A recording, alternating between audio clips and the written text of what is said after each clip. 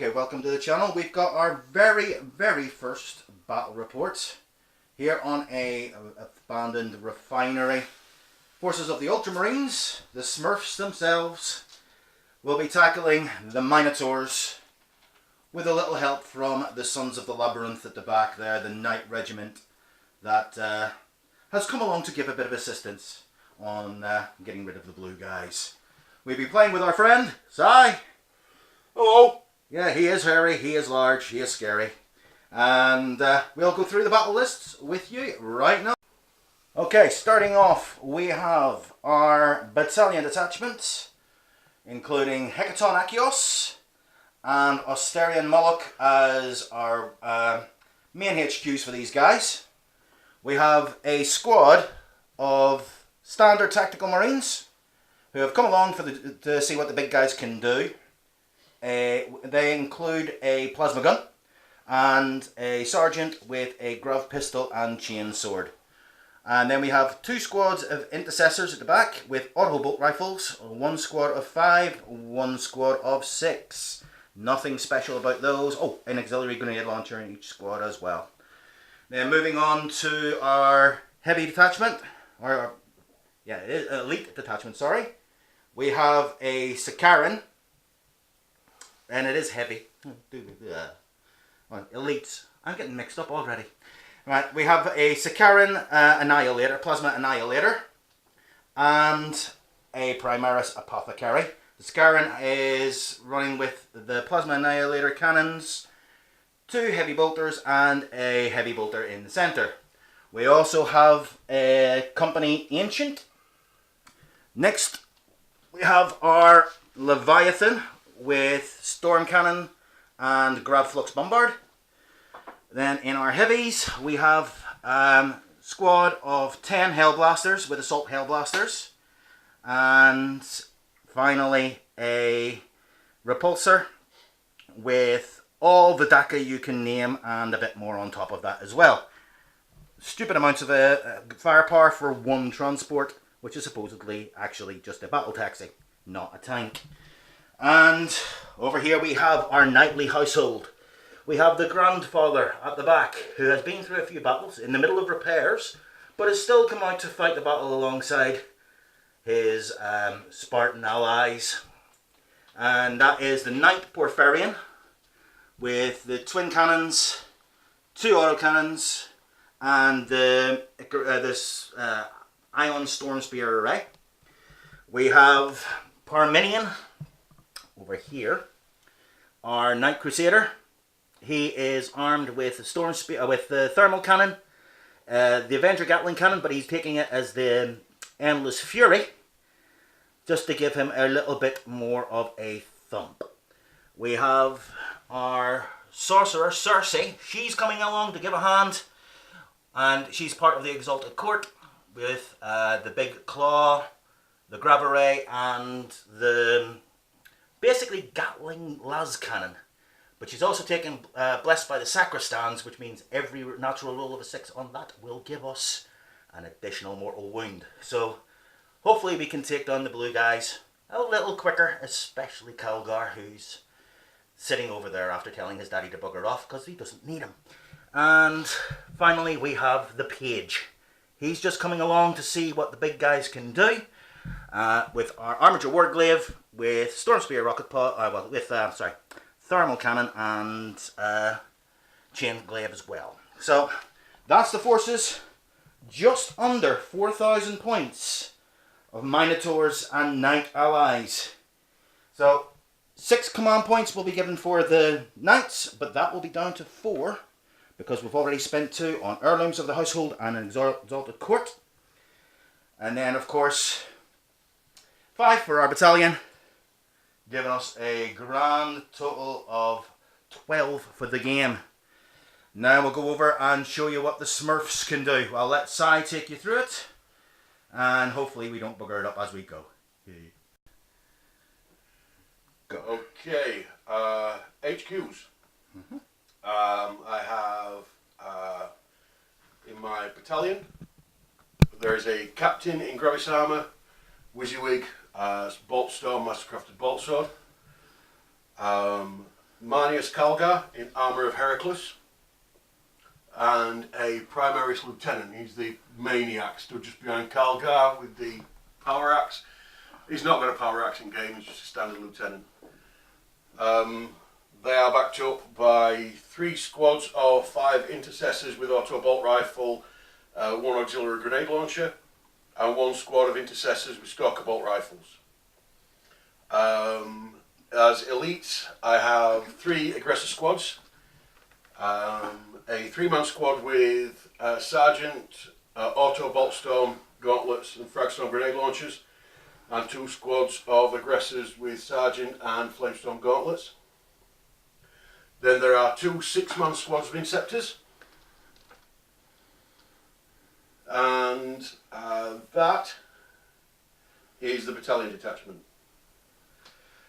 Then I have scroll down. Then there is a Supreme Command detachment comprising of 3 librarians, a Terminator librarian and 2 Primaris. We counted everything as force sword, apart from the Terminator who's got a force stave. One of the librarians has a bolter, the other one has a storm bolter because he's modelled that way.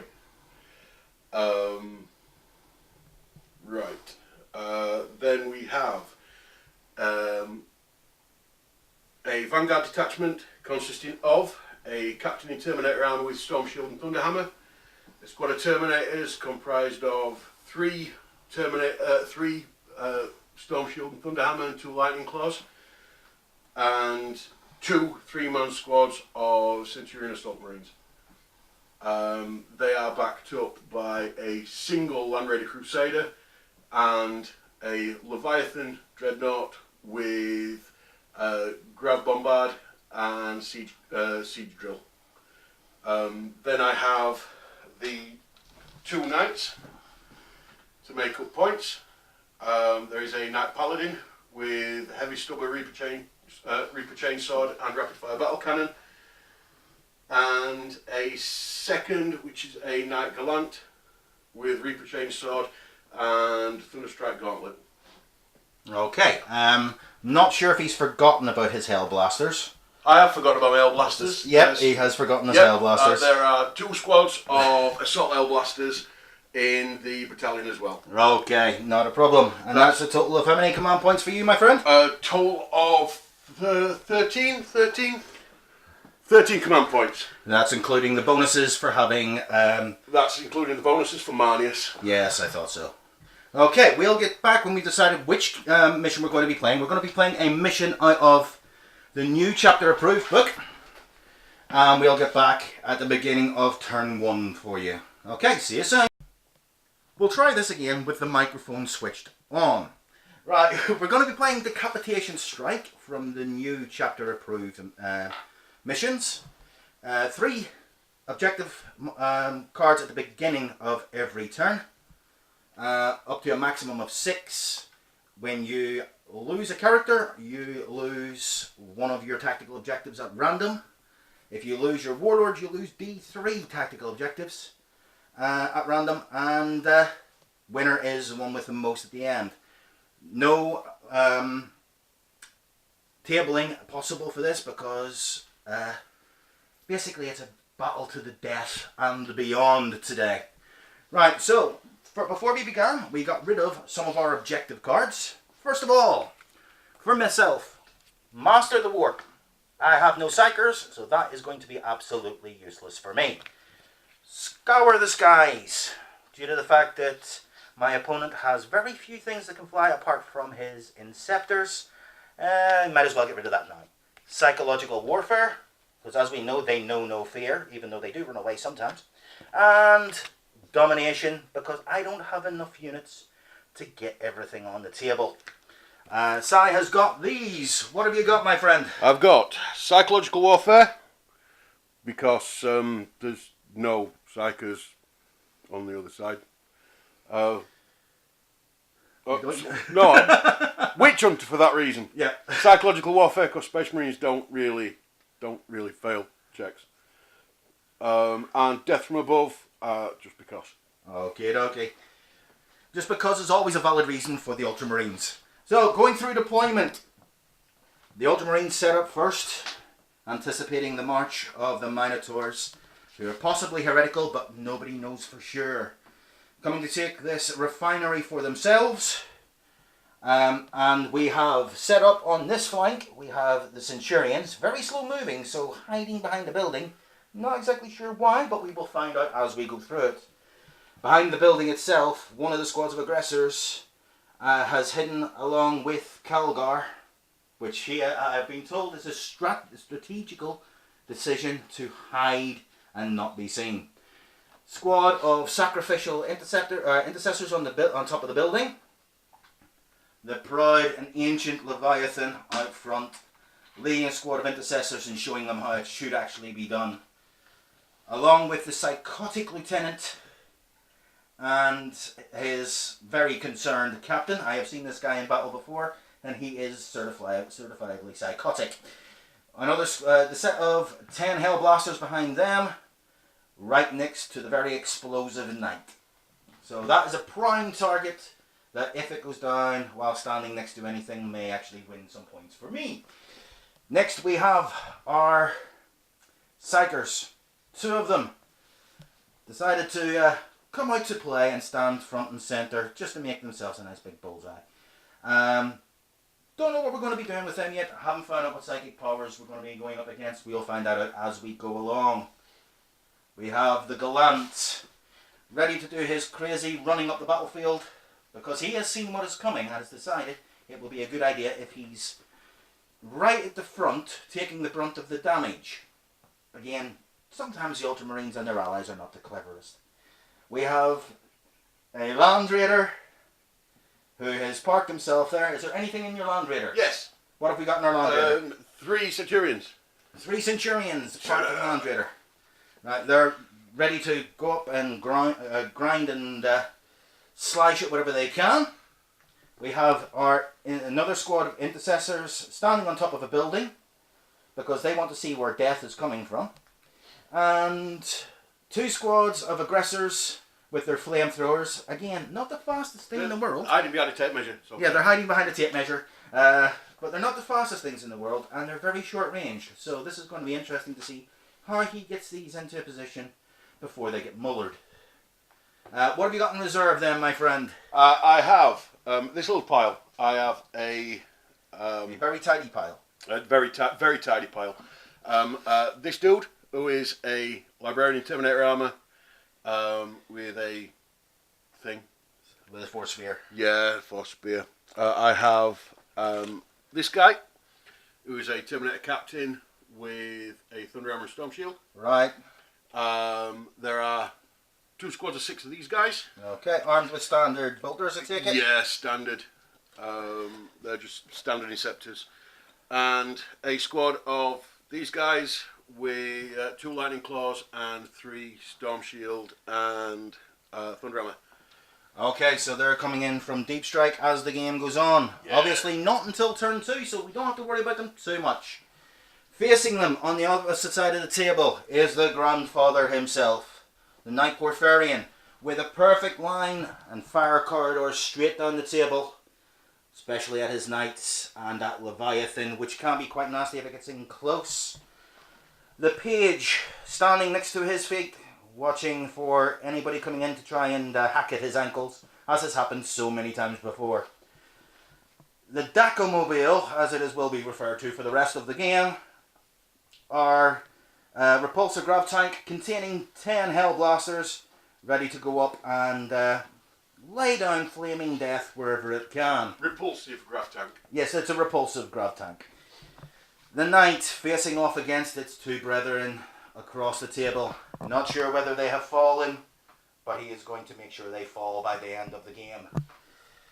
Our Sakaran, the super fast, super blowy uppy tank, has a habit of blowing itself to pieces, but he always has fun while doing so. Next, we have our intercessors standing proud, not hiding behind buildings, not running away, and not looking to see if they've got a better vantage point to see where they can be shot from. Standing, can you tell I'm a little biased about my own army? That's fine. Right, complete with a medic, just because in case he manages to get a couple of lucky shots off, and the company ancient, which is standing there. The psychotic Hecaton Achios, ready to run up the battlefield and show why he was interred into a sarcophagus in the first place. Our Leviathan, standing proud and ready to lay down a storm of fire with his autocannons and the Gravflux bombard. And she is standing, she is waiting, and she will be her king.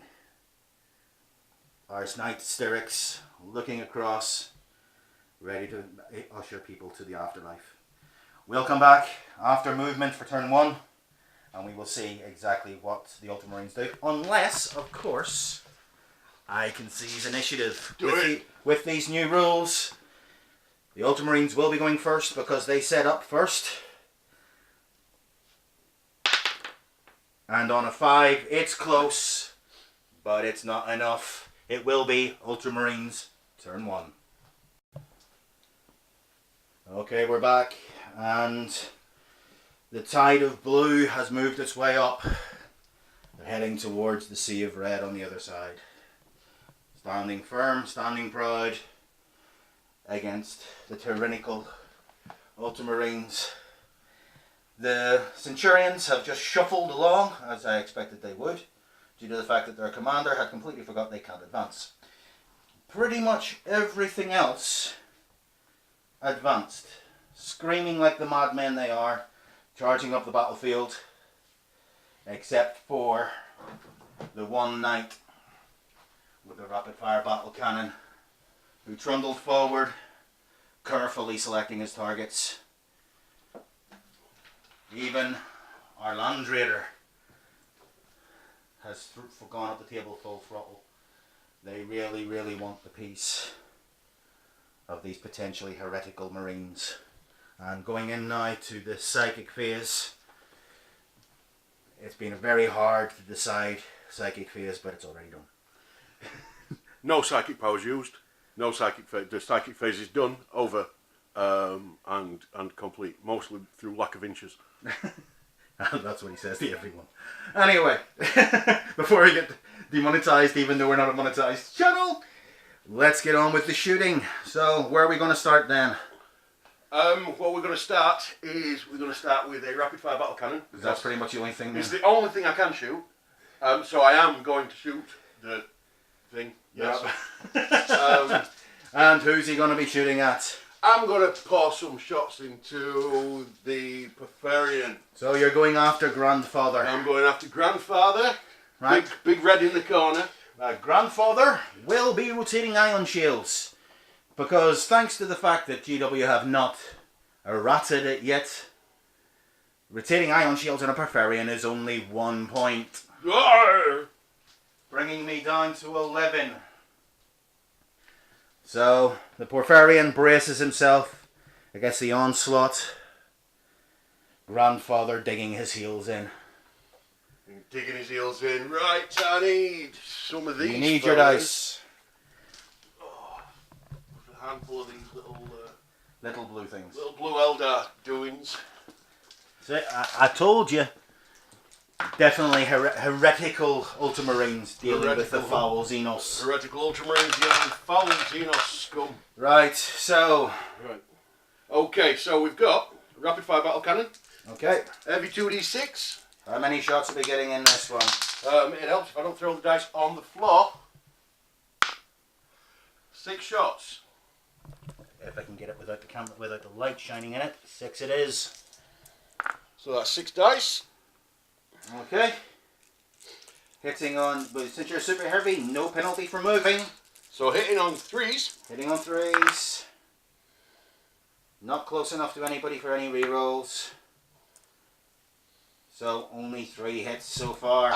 He's close enough. He's within 6 of that captain. But is that for Ultramarines only? Oh yeah. There you More go. than likely. So, 3 hits. Strength 8. Against toughness 9. So, 5's to wound. And one wound gone through. Okay. So the AP on the rapid fire battle cannon. AP -2. Okay, giving him a 5-up basic save. Or a 5-up invuln, but he has boosted it, so it's a 4-up invuln save. And on a 4, he makes it. The Porphyrian showing why he is the grandfather. We're here. So they have just announced with the rattle of cannon fire that has been completely ineffective against the might of the minotaurs. And their puzzle through the labyrinth continues. Is that the end of your turn then, my friend? Oh, I think I might. Actually, you have forgotten one thing, though. You do realise. I'm forgetting one thing. Yes, you haven't drawn your objectives. No, I haven't drawn my objectives. Draw your objectives. Draw 3 objectives. Tactical objectives. Right. And we will flip the objective markers as we go. Told you I'd show you all the things that go wrong before we start. Oh, we're only 5 power. Okay, so you failed that one. Failed that one. Secure objective 5. Objective 5 will be not there. It's right next to your knight. And your knight is within 3 inches of it, because these grids are 1-inch squares. So the knight is standing very close to objective 5. Domination, which I've failed to achieve again. So no domination, but you do get objective number 5. Because here we play to the objective, not to the centre of the objective. So, opening volley and opening salvo from the ultramarines gives them a grand total of 1 victory point at the end of turn 1. Or at the end of ultramarines turn 1, they have taken a very, very tentative lead. And we will be back after the minotaurs have done their movement. Let the fun begin. Mostly just talking up minotaurs. Right. Second time recording this. I keep forgetting to turn on the microphone. You can tell I'm new at this. Starting off with the objectives that I've pulled for this turn. We have Titan Killer. Plenty of targets of opportunity on the battlefield for grandfather and his family to take pot shots at. Defend objective 4, which will not be happening as the Hellblasters are standing guard and making sure that the objective is well protected. An overwhelming firepower is a possibility due to the fact that the Ultramarines only shot 1 weapon at me this turn, and I will be shooting a lot more. Starting with grandfather, looking down at the impetuous gallant who has run forward seeking glory, and he may pay for that in blood. The repulsor tank has moved forward to deliver its cargo of Hellblasters and flaming death to a more useful area of the table, while the foolish young page has run forward eager to try and prove himself to the rest of the family. Parmenion stands still, lining up shots against a multitude of units that can possibly hurt the rest of them. And the Sakaran, checking the rangefinders, has found that the Crusader has walked directly into the line of fire for the big guns. The Intercessors decided to stand back and wait while the Ultramarines exhaust themselves running across this rocky terrain, while the 2 Dreadnoughts side by side walk up ready to take pot shots at the Leviathan, poking her head over the wonderful barricades beside us, and of course the lady in her hysterics getting ready to send the ferryman some gifts. And finally, the set of tactical marines who always seem to get forgotten wait for a more opportune time. So now the hairy man will be filming this next piece, so we will see how the minotaurs do against the might of the ultramarines. Okay guys, minotaurs shooting turn 1. Grandfather has lined up a shot against our wonderful gallant there. Well, he won't be so wonderful after we've had a go at him. So, twin magma cannons will be firing into the gallant, lighting up the landscape, while the Ion Storm missile pods will be firing into the Hellblasters, since they don't need to see the targets of their shots. With a 72-inch range though, it's definitely going to be within range for them on our 5x5 table, not 6x4. And the autocannons have nothing really to shoot at that they can see, except for squad of Inceptors just here. So we will start with the twin magma las cannons, 2d3 shots, giving us 6 shots. 6 shots. Grandfather stood still, and he is a veteran, so we'll be hitting on 2s. 4 of them hit, 2 go wide, possibly due to the knight running headlong towards him. And these are strength 12 against a toughness 8 knight, so wounding on 3s. And that will be 2 wounds. Ready for our knight to try and make his... Are you going to be rotating your ion shield, sir? Yeah, go for it. Rotating ion shields. These are -3.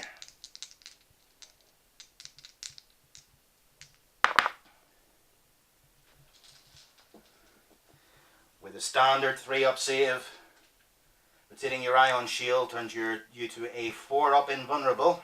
You have made both. Ha-ha! Sparks fly, but the knight stands solid. Next, the Warglaive, seeing Grandfather... actually, we have to finish off Grandfather's attacks. The Ion Storm missile pods, D6 shots into the Hellblasters.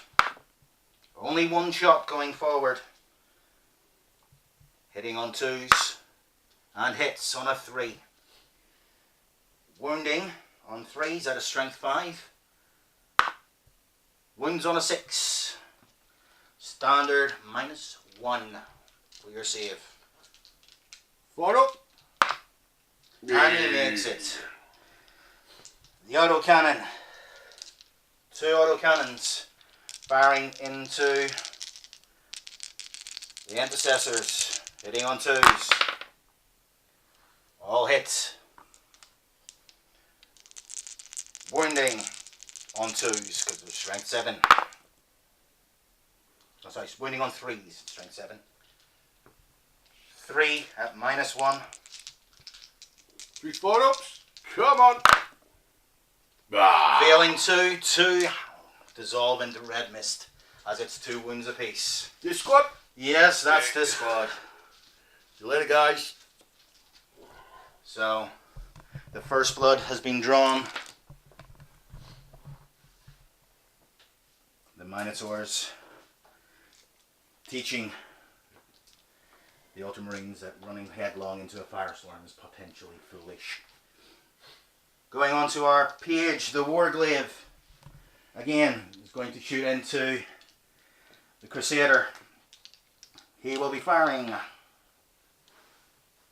the Thermal Spear into that, and the Heavy Stubber into the Intercessors. So, Thermal Spear, D3 shots for 1 shot again. Taking some time to dial in their targeting systems here. 1 shot hitting on 2s, on 3s, I apologise. Is not quite as proficient as his grandfather. And with a 5 he hits, wounding on 4s, as it's only a stubber, the king of all battlefield weapons. And that is a wound on the intercessors. At minus nothing, so a standard. 3 up. And on a 6, it's fine. The intercessors standing firm in the face of withering fire. But now the thermal spear, D3 shots. 2 shots. Or 1 shot.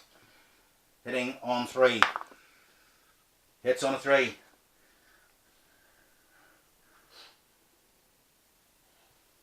Wounding on a 4. And on a 5 it wounds.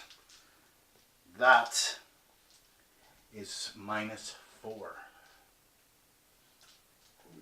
on your Crusader, who has rotated his ion shield, so he has a 4 up in them. Big money! On a 6 again, it flares. The Crusader taking some withering fire so far and surviving unscathed. Tactical superiority. Right. The Crusader, Parmenion himself, witnessing this, decides to add his voice to the chorus. The Avenger Gatling cannon and every other weapon he has taking into the Crusader. So endless fury. Unleashing 14 shots. So 2, 4, 6, 8, 10, 12, 14 shots into the Crusader. Any 6s will generate additional hits.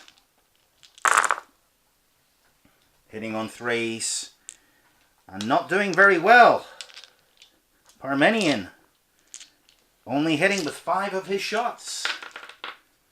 2 of which though are 6s, so adding 2 additional hits back in. These we wounding on 5s. Finishing with only 2 wounds out of that salvo of lead down table. 2 saves, my friend, at minus 1. So 4 up no matter which way you do it. 4 up. Go. And it takes a wound. It takes a pair of wounds. Oh, a brace. It takes a pair. A brace of wounds. The first flecks of paint shedding from its armor. What are we at? We at 23. 22. You're now at 22. But he isn't finished yet. The Iron Storm missile pod. Actually, heavy stubber first. 3 shots. Hitting on 3s. 2 of them have hit. Again, the king of weapons. Wounding on 6s. No wounds from the stubbers. They just add to the noise. The Iron Storm missile pod. D6 number shots for 5. 5 shots hitting on 3s. All of them hit. Ooh, nice. Wounding on 5s. 2 of them wound. Minus 1. 3 up. Minus 1 before us. 4 up. Ah, well. Yes, made 1. Another 2 damage. The paint flaking further away, revealing some steel below. Just in time for the thermal cannon. D6 shots for 3 shots. Hitting on 3s. 2 of them have hit. Wounding on 3s with strength 9. 2 wounds at minus 4. In one saves only on this 4 one. up. And the one that fell off the table should lose, but we're not that bad. They're not that bad. But 1 goes through for D6 weapons. Unfortunately, if he holds for a second, he may be within. Nope, far, far, far out of it. it's only 1d6 damage for 4 more damage. Bringing the knight down to 16. Molten metal dripping off its sides. As Parmenion shows why he is the new king. His queen, though,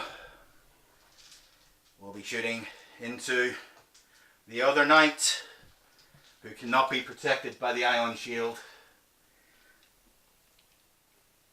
The Styrax firing its graviton crusher. Hold on 2 seconds again. I need to measure distance. Alright, graviton crusher. Are we within range of 18? And I would say slightly out. She's just out of range, so it's only her main gun's going to be firing.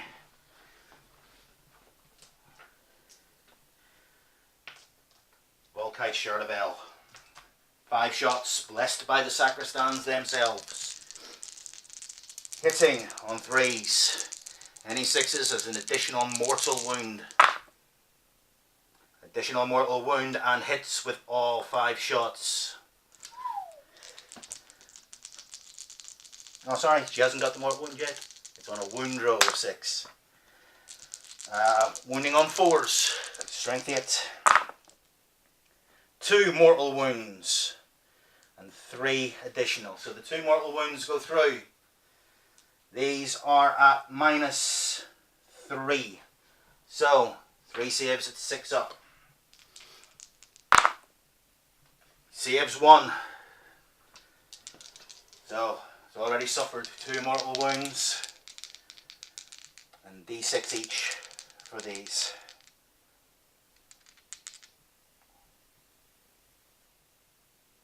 Oh, each time you make a wound roll of this, the weapon scores an additional automatic hit as well. So, 6, 7, 8, 9, 10, 11 wounds. Sparking off. Sparky. I'm going to need some dice.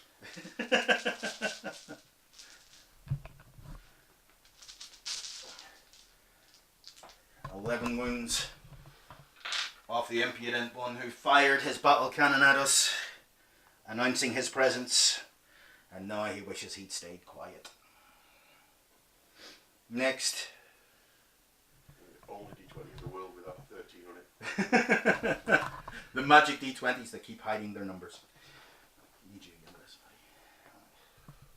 Right, Hecaton.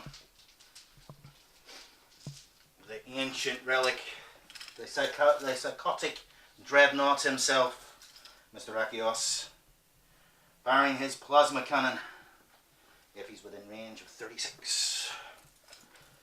Yeah, he can basically hit nearly everything on the table. Into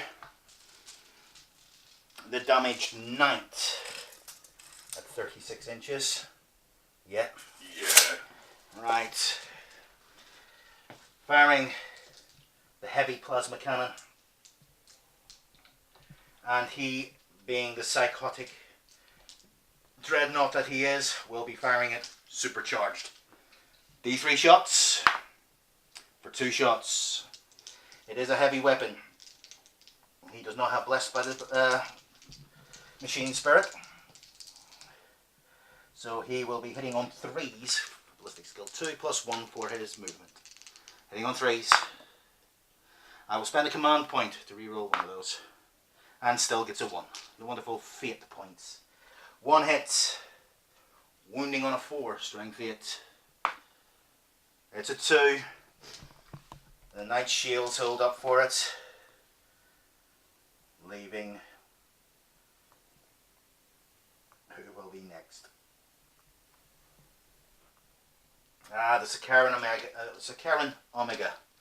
Firing into the only target he has in range. The Crusader. Who unfortunately does have the rotated ion shields. So, heavy bolter.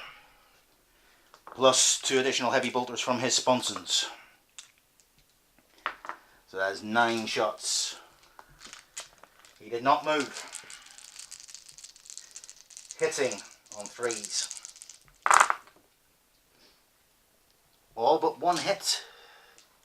But can he wound on 5s? Not very well. Although, 4 wounds at -1. 4 ups. Oh. 3 go through. So an additional 3 damage, bringing it down to 13.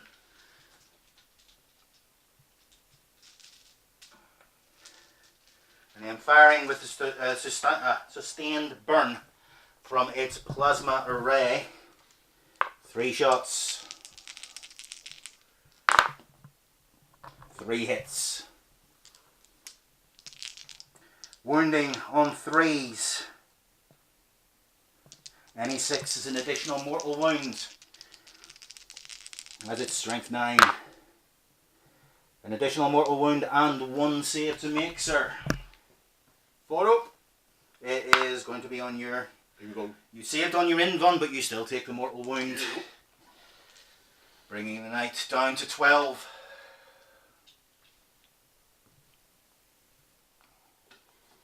Hellblaster squad still staying put. Leviathan standing down behind the knight, lining up his Leviathan in his sights. Gravflux Bombard is 18 inches away and I think is in range. I'll just double check. 18 inches. Oh no, definitely not in range. So only the storm cannon array will be firing into you. 10 shots.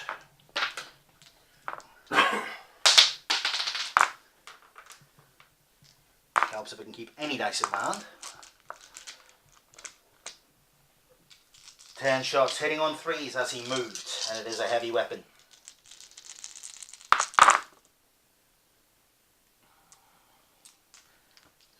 Lots of 1s, 5 hits. And Leviathan's toughness 8? Yes. 5's the wound. Only 2 wounds. 2 wounds at -2. 2 damage apiece. Can we hurt the monster? We can with 1 of the shots. 2 damage going into the Leviathan, bringing him down to 12 wounds. And that will be everything for the first turn of the Minotaurs. Quite underwhelming performance from the guys in red. The dice gods are not with them today, but there is still time for that to change.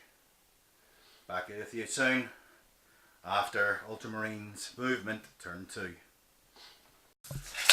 Okay, end of movement turn 2 for the glorious Ultramarines.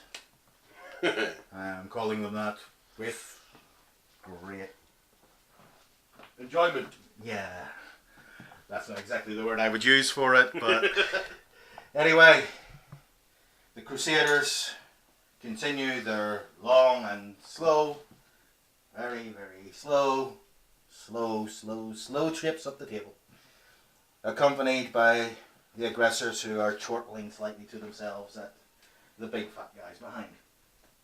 As you can see, we're both big fat guys. We're allowed this. I'm used to it. Right. Calgar still hiding behind the masses rather than leading from the front. But now what do you expect from Marnius Calgar?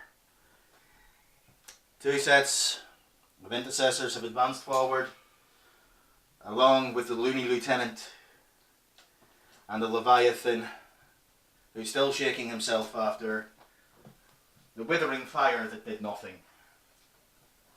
The librarians have shown that they are braver than their leader by moving up the battlefield, while the knight stands still. Didn't he? Yes. Yes, he stood still, rocking from the onslaught previous. The Hellblasters move forward, trying to get into range of the lady so that they can dish out some punishment, as well as the intercessors moving forward. The aggressors trying to get into range so that something is within the flaming death from their gauntlets, and the remaining Inceptors have continued to hold on to objective 4, but have moved forward to get themselves into a better area to unleash some pain. Talking about objectives, you drew objective number 3. So defend objective number 3 is going to be very difficult, because the Styrax is holding that one next to her. Lightning Strike. You have to destroy an enemy in my deployment zone. Now that is very easily achievable this turn. And behind enemy lines. Score 1 victory point of at least 1 unit complete within the deployment zone at the end of his turn. That may be a little difficult. So, potentially, Lightning Strike on its way. Domination is very unlikely. Overwhelming firepower is possible. So we will see what the Ultramarines can do during their shooting. We're moving on to the Psychic phase though. So, Psychic phase for the Ultramarines. Everything's out of range. Okay, so the Psychic phase has been just a very bad migraine. And we're continuing on with the shooting. Yes. So, who is first to unleash pain upon the battlefield? Right, start at this side. Right. The Gallant, who has moved forward and round the generators as he is too big to fit between them. And the Land Raider has taken his place after dumping off his Centurions, who are making a beeline directly for the page. So, the Crusader. Right, the Crusader is firing a heavy stubber, which is heavy 3. Okay. At the page. At the page, okay. So, he's not bracketed yet. Nope. Oh, yes, he is bracketed, so he will be hitting on 3s. He's hitting on 3s. Oh no, hitting on 4s. 4s, I was going to say so.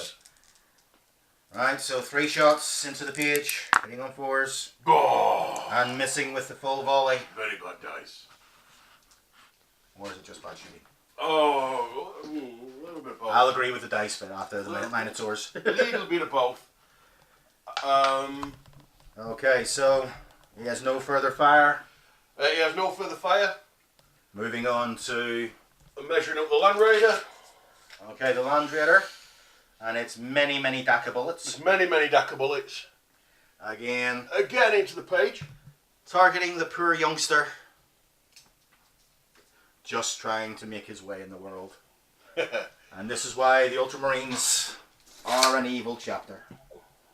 They like to hurt women and children and make other legions kneel at their feet. And I can say that after what happened on Monarchia. And they burned the city, including its innocent inhabitants, all for worshipping the Emperor. Part of the sordid past of the Smurfs. So, these are the Hurricane Bolters. They are the Hurricane Bolters, hitting on 3s. Hitting on 3s. That many? That is quite a lot. Should be 9.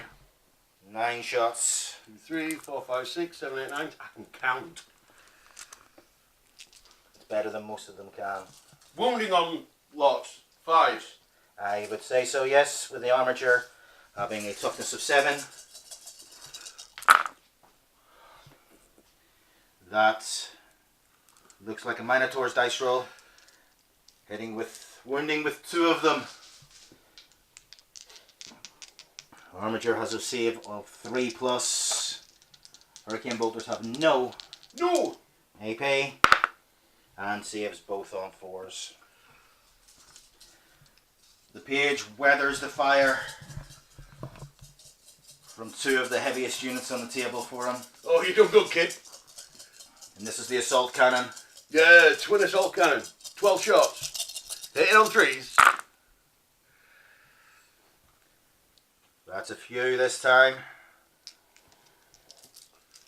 Hitting with 6 of them. Still not great. 50% hits. Yeah. Wounding on 5s. Wounding on 5s. This time slightly, no, exactly the same. 2, this time though at -1. Yep. Giving us a 4-up save. He saves 1 and takes a damage. Now it's 1 damage from the assault cannon or 2, I can't remember. I'll tell you in a second.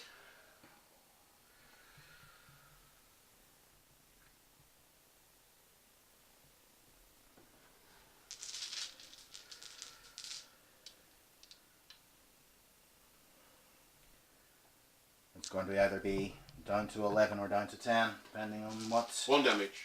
Okay, he is down to 11. So, the first scratch against the minotaurs in answer to their withering volleys of ineffectual fire before. Ineffectual fire. Keep rubbing it in. No, mine was the ineffectual fire. Well. Right. Ineffectual fire. Who's next? Mulatto. Okay, so we have got Paladin firing at 2. at the page again. Let's get rid of the little guy. Okay, so apparently the page has done something to really offend the ultramarines. Oh, it's at Night Out. We're spanking the tricky wee scunner. Right. I'm not exactly sure what he said. Answers in the comments below if you understood a word of that. Oh no! Oh no! Oh no! Okay, right, so heavy stubber range is 36. So Lado is in range of the heavy stubber because 36 is in any other terms 3 feet, which is that amount of huge. distance. Which is that amount of distance. It's that amount of distance plus a little bit more. Okay, okay. Okay, so again, heavy stubber, which is heavy 3. So 3 shots. Didn't move, so I'm hitting on. Doesn't matter, you're super heavy. Oh yeah, I'm hitting on 3s. And hits with 2.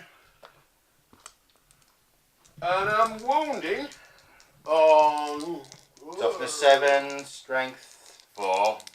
So wounding on 5s. 5s. Failed No miserably. wounds. So battle cannon then into him. Rapid fire battle cannon, heavy 2d6. Give me big numbers, please. And that is 9 shots. 9 shots. 1, 2, 3, 4, 5, 6, 7, 8, 9. That many dice is often 9. 9 shots coming in. Hitting on 3s. That is a lot of 1s. That is appalling. That is typical of my dice rolling. So 5 hits. 5 hits. Rapid fire battle cannon, strength 8. Against toughness 7, so wounding on 3s. And wounds with 4 of them. That's 4 wounds. At AP minus. At -2. So 4, 5 ups. And he does not make a single 1 with 2 3s, a 1 and a 4. And that is. That's 4d3 damage total. So 3, 4, 5, 6, 7, 8, 9. Bringing the poor page down to 2 wounds. Any other fire coming in at him? At the page? At the page or at any... At the page or anything else. Right, okay. You'll have to remind me. Grab bombard. Grab flux bombard. I think is going to possibly be out of range. It's only a wiener in it, it's 18 inches or something. I have to remember, I haven't used them for a while. Yeah.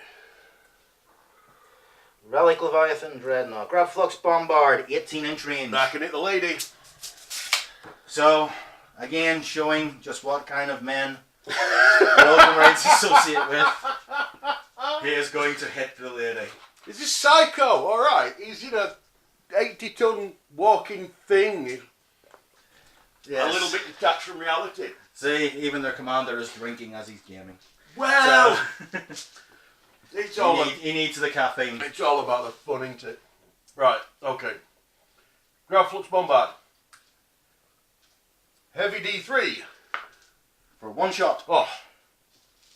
Strength 9. Against toughness of the lady, which is toughness 8. Wound on 3s. Okay. So Fail it to doesn't wound. I think I might re-roll that. I would assume you might, yes. I'll re-roll that for a command point. And hits on a 6.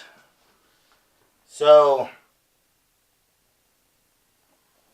where is she? She is not going to rotate her ion shield because she has honor. And can also heal herself if needs be. So, excuse the rattling as I try and do this one-handed. That's what she said. -4 save. So, she has... -5 save. -5, in which case she will be on her Ionic Flare Shield, which is a 4-up save against shooting attacks without having to rotate. So, how many hits was it? It's 1 hit. 1 hit. So, 1 4-up. No, on a 3 it goes through. And it's 5 damage against Titanic. So, 5 damage. That's going to make her wince slightly, bringing her down to 19 wounds as the monster himself takes his first shot at our fine lady, shaking the terrain as she does so. Right, any other shots coming in Boom. from that? Let me measure some 24. So, I think you should be in 24 with your... got squadron intercessors here that can make the shot. into the Leviathan? They will be into the Leviathan, yes. They can. They can all see the Leviathan. Only 3 can see the lady. Okay, so 10 dice, assault bolters. assault bolters. These will be coming from... That's squad there. In fact, 8 dice and a crack grenade. Okay. Because they've got an auxiliary grenade launcher. Which gives him a 30-inch range. So again, ultramarines like to hit the ladies. Not a lady. Oh, this isn't on the lady, this is on the dreadnoughts. Yeah. Right. Even they won't stoop to hitting a lady. 3 up. Hits. Hits. The grenade launcher and a crack grenade. Yep. Strength 9 wounding on 3s. 3s. Is it strength 9? I can't remember the crack grenade. Garg. Can you tell we don't play that often with these armies? These were new for the channel. I just have no long-term memory. And no way of how to check his own codex. Or battle scribe. Yeah. Very, very bad. Crack grenade, strength 6. Strength 6, so it is 5s to wound. 5 wounds. It's a wound. Okay, minus. -1 save. So a 4-up save, or sorry, 3-up save. Yeah, On a 5. Easy. He shows why he is still there and why he's standing with the lady. And 8 dice. Even if he is behind the lady. And this is the bolters. Yep, 8 on 3s. That's that many hits. 4 of them, or 5 of them hit. The rest of them decided they didn't want to shoot a girl. Wounding on lots. Oh, we're on. Assault bolters are strength 4. 6 is the wound. No wounds. So again, pattering off the lady. Leviathan, it's pea shooter fire. No, Leviathan. Oh no, yeah, shooting against Leviathan. Yeah. Pea shooters. Yeah. And we have some aggressors. Okay. There's 3 aggressors who are easily in range. And they're armed with Bolt storm. boltstorm gauntlets. Yep. Just let me Heavy check. bolter pistols, basically. Yep. 18-inch range. Let me just double check. I need to make sure. I don't want to be taking advantage or anything. They aren't. They aren't. So I'll not make the shots. So they're not in range of the lady either. Just slightly outside of range of the lady. Just outside of range of the lady. And I believe that's the shooting over. Is that the shooting turn has That's gone? The shooting turn is done. So, have you scored any of your objectives? Not for overwhelming firepower. Nope. Not for domination. No one behind enemy lines. Lightning strike has not been achieved. And defend objective 3, he hasn't reached it yet. I do have an assault phase though. Okay. Is anything within 12 inches? What have we got? We have some centurions. Are they going to be assaulting the poor page? Yes! Then assault away. You have a 5-inch charge. Yeah. First of all, Overwatch. So, the page will be unloading as much as he can into this. So, hold my camera, my friend. Here comes the Overwatch. Heavy stubber, 3 shots. 1 hit. Toughness 5. Yes. Wounding on 5s. 1 wound. Minus nothing. 2 up save. Yep. Just manages to make it. And the thermal spear, D3 shots. For 3 shots. 1 hit. Wounding on 3s. I will re-roll that with a command point. And wound, that is at -4. Oh, big 6, big 6. Yeah. No, D6 wounds. And it's within half range. 2d6 discard the lowest. It's 3 wounds.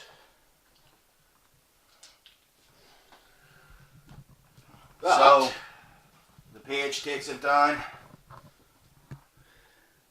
I haven't used these guys in ages. So, down by 3.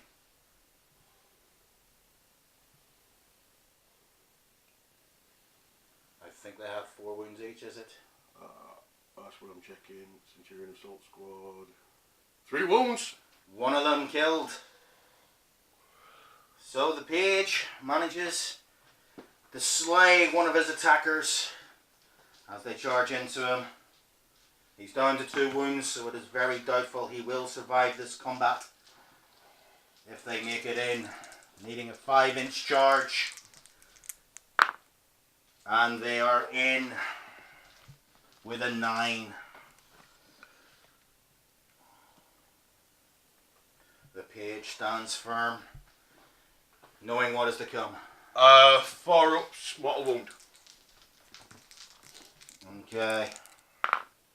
No mortal mortal wounds inflicted. Standing against the tirade. And I think I'm going to charge that knight as well. You're going to charge the knight into them? Yeah, I'm going to get a shot. Can't reach it. Can't fit in that gap. Ah, fair dues. Unless he was to get round here, but then he wouldn't be able to reach. So that gap is too small for the knight's base to fit into. They can easily make it further round though. They can consolidate round. Exactly. Helps if I don't knock off my hidden marines. Right. Roll for charge. Oh, just broke. So 5 inches. No, I need a lot more than 5 inches there, mate. Oh, for that is needing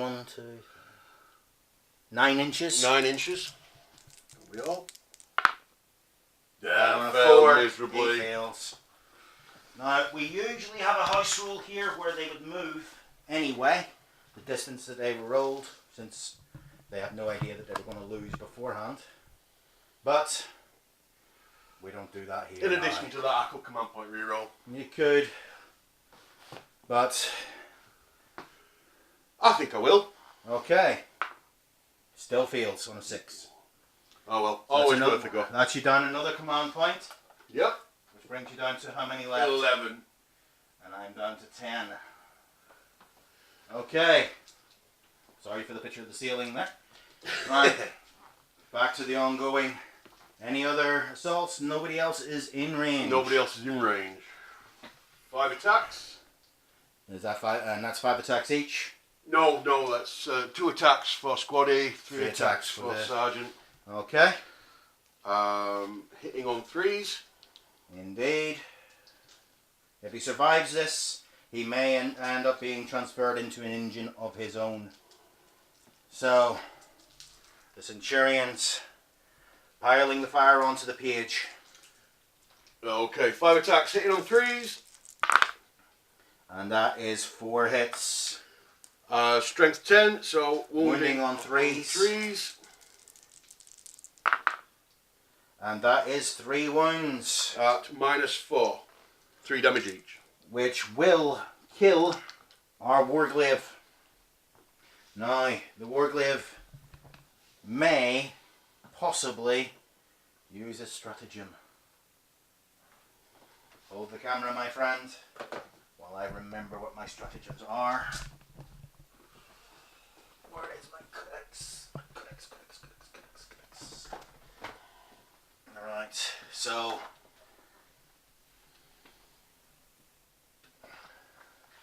sacrifice, I think it is. Yes, noble sacrifice. Armiger or Questor's class. If he explode, or if it is destroyed on a 4+. So on a 4+, it will go boom. No, I'll spend an additional command point, and this time he does explode. Yeah. So the Armiger pulling the safeties from his system, and within 6 inches will catch Parmenion and will catch the repulsor. So first of all, on Parmenion, he will take a wound, bringing him down to 23. But what a noble sacrifice from a young chap. The moral high ground of an army that takes its children into battle expecting to blow themselves up.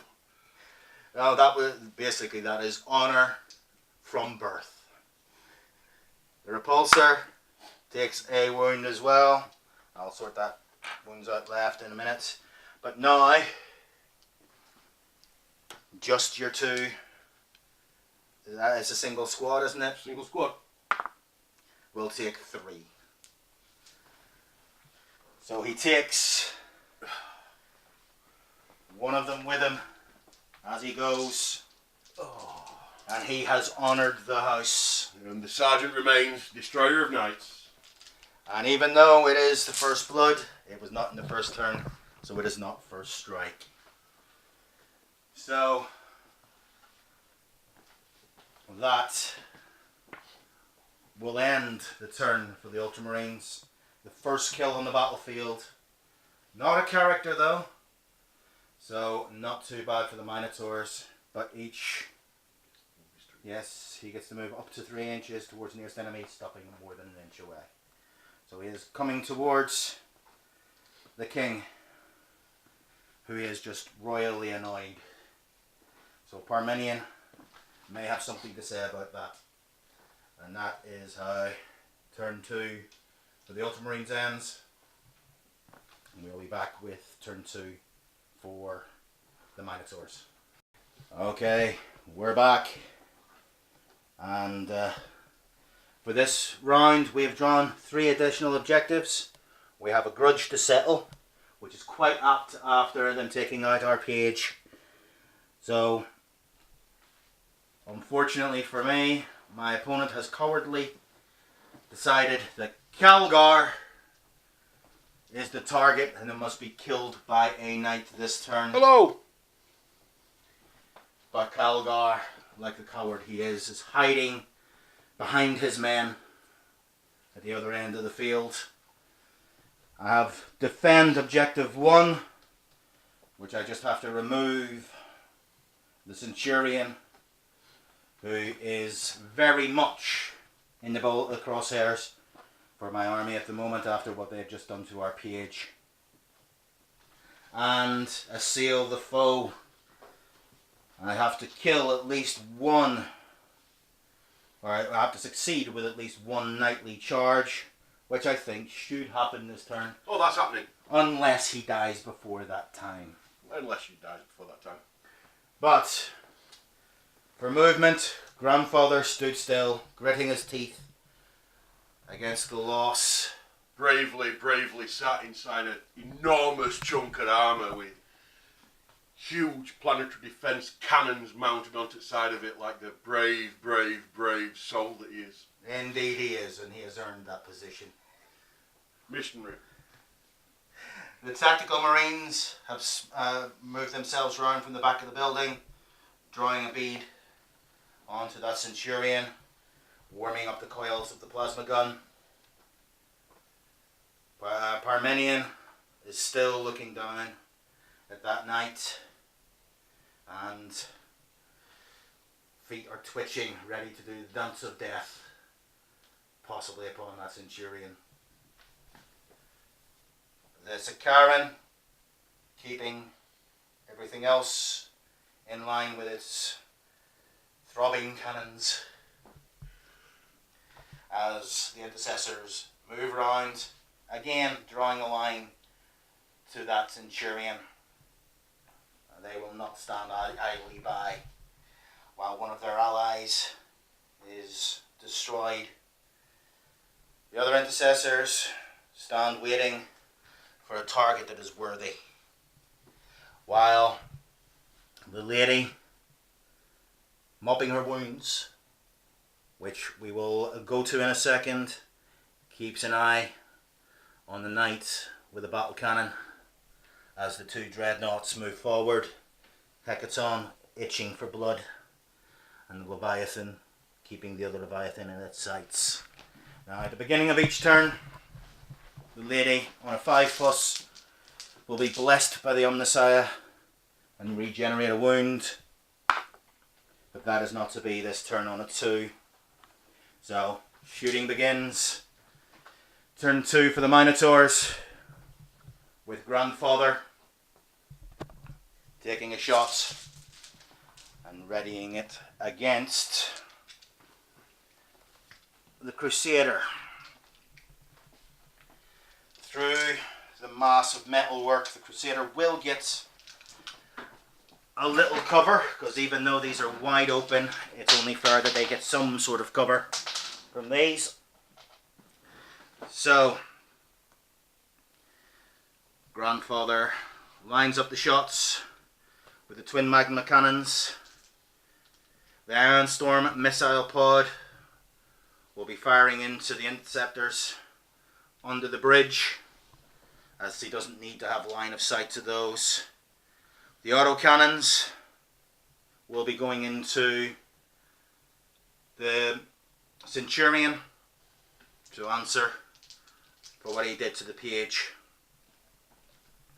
So, as this brave lone Centurion stands amidst, no, he just wanted to kill, really. Yes, he just wants to kill. So, twin magnum las cannons, 2d3 shots, hitting off with 5 shots. 5 shots hitting on 2s into the Centurion, into the Crusader. 4 of which strike home. Wounding on 3s. All 4 wounds, and no ion shield was rotated. So that is -3 6-up saves. 4 6-up saves required. Not a 1. So 18 points of damage slammed through into the Crusader, which is on 12 wounds left. shattering him. And does he explode? On a roll of a 6+, he will explode. On a 1, he goes out with a whimper. And that will be Titan Killer. So, and it will also give us overwhelming firepower. So 2 victory points so far in the bag, as Grandfather gets revenge for the page, but he is not finished yet. Continuing on with the Ion Storm missile pod, D6 shots for only 1 shot into the intercessors, hitting on 2s, and on a 6 it slams home. Wounding on a 3. It doesn't wound this time, as 1 pulls a piece of scrap metal up and braces behind it bravely. But now the twin autocannons draw a bead onto the Centurion who took out his grandson, and hits with all 4 shots, wounding the Centurion on 3s. He wounds with 3 of them. Centurion rocks back under the assault, and it's -1 to this, 2 damage apiece. Straight up. But he weathers the storm as the shells slam home. Grandfather, though, is happy that he has avenged the night, as the Hellblasters, having lost their target of opportunity, now draw a bead directly onto the Land Raider. So, we have the Hellblasters with the Assault Hellblasters. Been a while since I've used these, so bear with us. 10 of them, 2 shots apiece. It's 20 shots.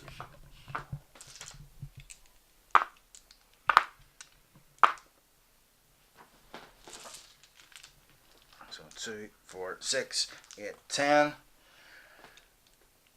11, 12, 13, 14, 15, 16, 17, 18. And I may end up having to stoop to using 2 dice from the enemy. So, hitting on 3s, not overcharging these, because they're still, actually they will make no difference on that apart from the damage. So hitting on 3s.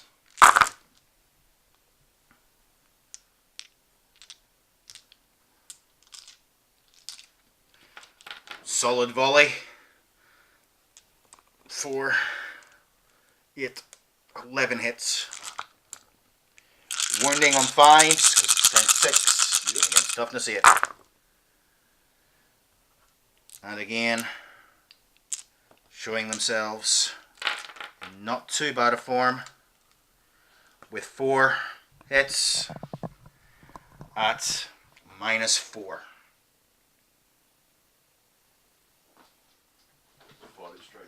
So 4 damage, burning through the side of the Land Raider. Luckily enough, I found these dice on the table that weren't doing anything. That might have something to do with the dead knight. Surely not. In this game there should be no dead knights. Oh dear, there should be quite a few more. Right, the standard squad of tactical marines, heartened by the death of the psychotic knight, draw a bead onto the Centurion. So, bring them up.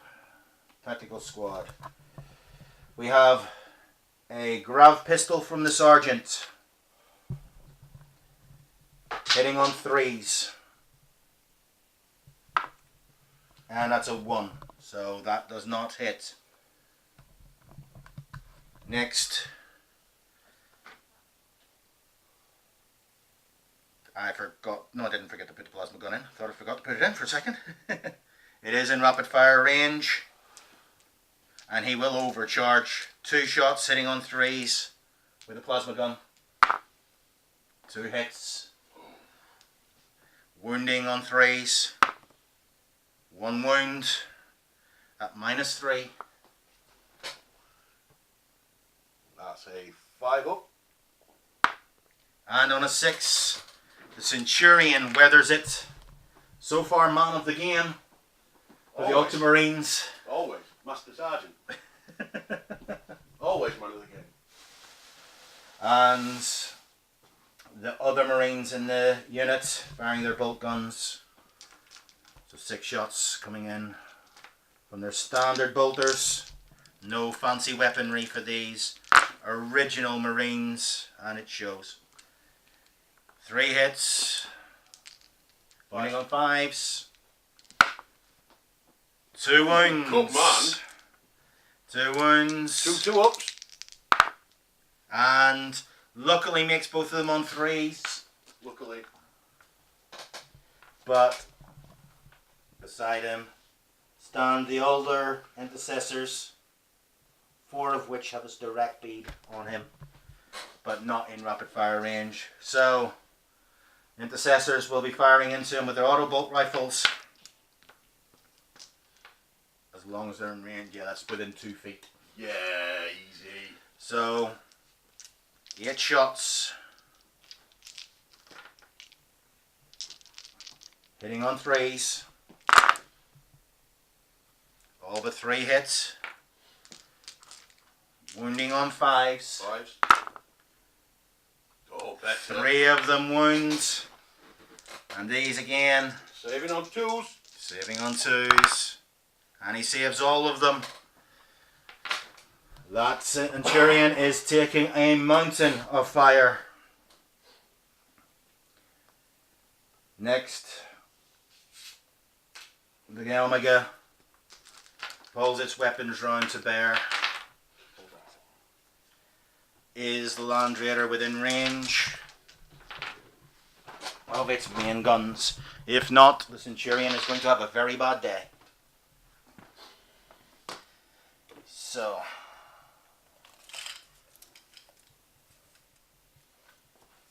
the Land Raider is within range. So, the sustained array into the Land Raider and the 3 heavy bolters will go into the Centurion. I want to take at least a wound off him if I can.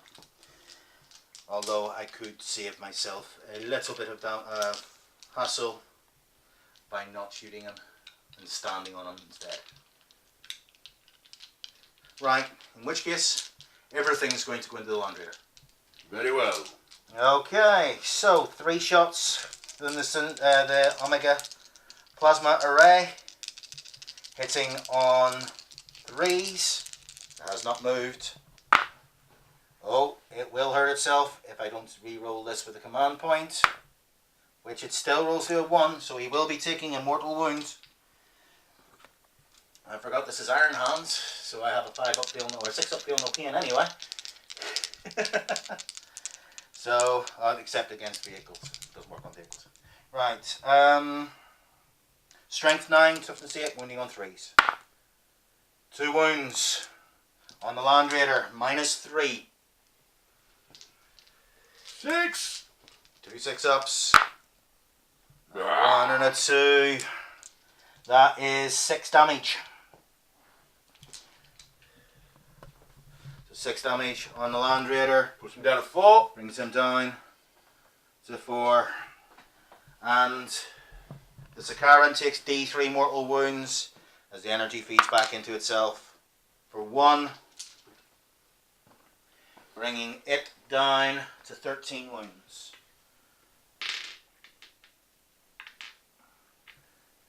If I can and find the right places on the dice.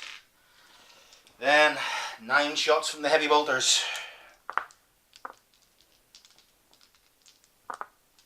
Hoping to be lucky and take out this slab of metal and ceramite across the table. Hitting on 3s. Missing with 2 of the shots. Wounding on 5s. And only one of them punches home. So, -1 save, 4 up save. And he makes it. It pings off the armour plating. And the Sakaran dejectedly looks on at the still living as it does almost nothing. Well, it's taken it down to 4 wounds. It's crippled it. This is 24 shots to come out of it still. Let's see, next. Right, the lady will draw a bead onto your paladin. The graviton crusher should now be within range of your Leviathan, and is. So her main guns will go into the paladin. The graviton crusher will go into the Leviathan, and the twin rod cleansers are still out of range as she waits for something to irradiate with those. So beginning with the graviton, D3 shots for 2 shots, hitting on 3s. One of them hits home, and wounding on 5s, strength 6, doesn't wound. The energy field flutters around it, but the charge is building up in the bulkite. An ancient weapon into the paladin, hitting on 3s. Only hitting with 2 shots this time. Wounding on 3s, or 4s, sorry, strength 8. And any 6s for this is an additional hit and a mortal wound. So 1 wound at -3. 6. It's going to be a 6 up save on this one. No, and that is D6 wounds for 4 more wounds, bringing that knight down to 9.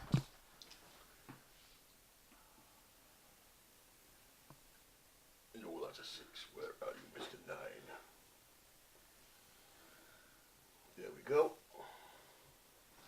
Father Parmenion himself draws a bead into the paladin and possibly the land raider. Avenger Gatling cannon spooling up.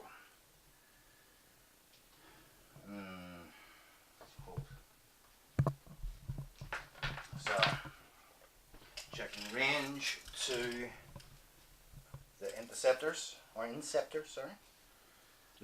Intercessors. Intercessors and aggressors. Yes. So both are in range.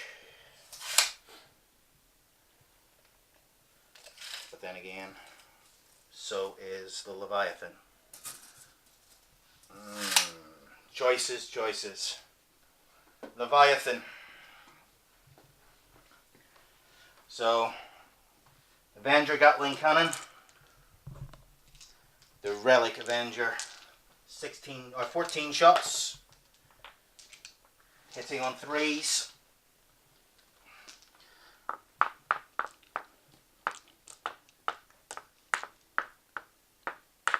Shots exactly, The heavy stubber will go into the intercessors under there. His Ion Storm missile pod, which isn't on him but is on here, is going to fire into the Hell Blasters, and the thermal cannon into your paladin. So 14 shots, first of all. Hitting on 3s. Any 6s are additional hits. So take out the ones that didn't hit. So 6 didn't hit, but 5 of those will come back.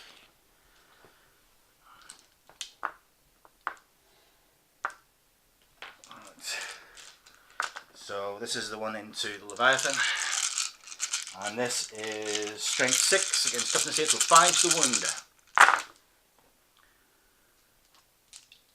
Not as good as we were hoping, as only 3 of the shots hit home, with -2 damage, or -2 to the armor. That's 4 up. And saves 2 of them, 2 more damage, slam through.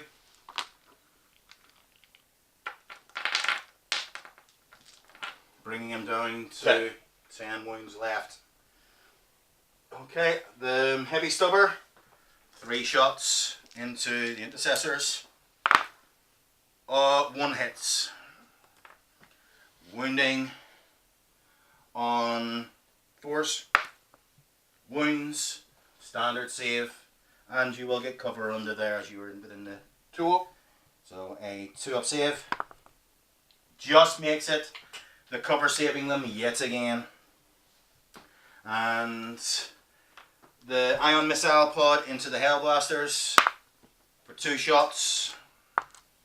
Hitting on 3s. 1 hit. Wounding on 3s as it is strength 5. But fails the wound.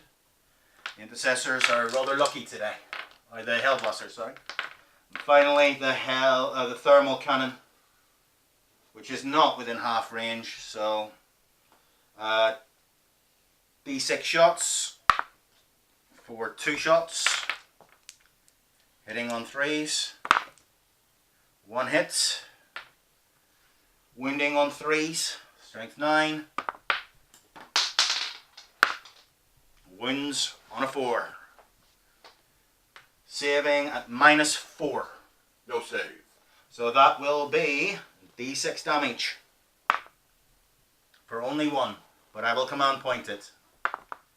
For 1. That's 3 command points spent for exactly the same roll. The dice gods really don't like me, do they? So, Father was a little underwhelming. Going on now to Achios, drawing a line to the Leviathan. So he will again supercharge his plasma cannon. So D3 shots, 3 shots. Hitting on 2s. No, hitting on 3s, because it is a heavy weapon. 2 hits, 1 feeds back, so he will suffer a mortal wound from that. But I am using Iron Hand tactics. On a 6 he will not. No, he will take that wound. Right, so 2 wounds to you, or 2 hits to you. Strength 8, so 4 is the wound. 1 wound, -3. 4 up, inbound. Whoa. Another 2 damage. Another 2 damage. Big boy's down to 8. Okay. And his Stormbolter is still not really effective for anything. We still have the Apothecary is doing nothing yet. Hellblasters have earned their wages this turn. The Leviathan. So, Leviathan again. Leviathan on Leviathan action. My favourite kind of action. Grav Flux Bombard is within 18 inches this time. Yeah. So, D3 shots. For 1 shot. Hitting on 3. Misses. Followed on by the Storm Cannon Array. 10 shots. We have too many dice. Never too many times. 10 shots, hitting on 3.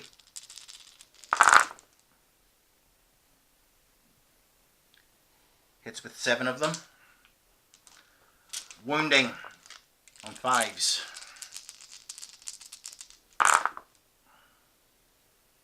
Wounds with 3 of them. That's 3 at -2. 4 ups. Oh! And that is 6 6 damage, damage.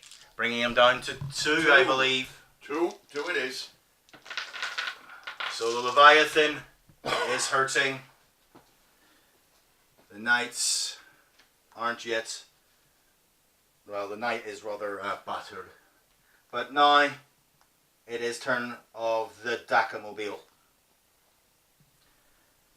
who has popped up onto the gantry-way to get a better view of the field. So we have a lot of guns to go through on this. So we'll come back after we've shot with this one, because it's going to take a little bit of time and I need to change a battery. We will return shortly. Okay, we have to put this one on screen. The Fragstorm grenade launchers have fired into the Centurion, hitting a grand total of lots.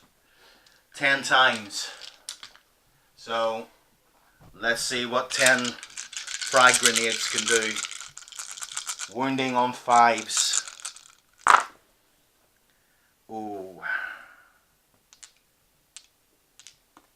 5 6s. So that's 5 2-ups. 5 2-ups. Let's see if it can weather this storm. Feels 2, he's still alive. He's alive with 1 wound left. So, probably one of the toughest Marines on the table. The repulsor firing almost everything it has into him without success. But now 12 shots into the Hellblasters from the spinning onslaught Gatling cannon. That's 12 shots hitting on 3s. Oh, lots of 1s and 2s in there. Only 5 hits. Strength 5 on these, so winning on 3s. For 4 wounds. Those are at -1. For 4-ups. And makes all of them with a grand slam. 5s and 6s. 2 Crackstorm grenade launchers into the Land Raider. 1 shot apiece. Hitting on 3s. One of them's hit. Wounding on 5s. Wounds. This is only AP -1. 4-up. Fails D3 wounds. For 1 wound, bringing it down to 2. The Onslaught Gatling cannon, the light one, is now going into it. 6 shots into the Land Raider. 5 hits. Wounding on 5s. 2 wounds. So that's what it needs. It's enough. -1. 3 ups. 3 ups. 4 ups. And 2 have gone. The Dakar-mobile has shredded the Land Raider. Does it explode? Oh. And on a 4, that's a no. Land Raider, threat removed. And finally, the twin heavy bolter, drawing a lead onto the intercessor squad underneath that have stood firm for so long. 6 shots, hitting on 3s. And hitting with 4 of them. Wounding on 3s. 3 wounds, there's 3 guys there. But they have 2 wounds apiece. So that's -1, but they will get cover. 3 ups. One of them takes a wound and is not dead yet. So, end of the turn. That's the last of the shooting from the Minotaurs, answering the death of their young page. Overwhelming firepower has been achieved. Oh, actually, we still have one thing left to do. Yeah. Parmenion will be charging into the Centurion. Centurion got anything to overwatch with? Yeah. Overwatch it is then. With his what, flamers. What's he packing? Flamers and fists by the looks of it. Yep. So a pair of flamers. Battery on this camera is running out. We may be switching to another camera in a moment. Pair of flamers, 2d6. For 7 hits. 7 hits. Wounding on 6s, is it? Or is it heavy flamers? It's just flamers. Wounding on 6s. For 1 wound on a 3-up is fine on a 6. Alright, we're going to switch cameras and come back to the assault. So bear with us, we will return. Okay guys, we're back.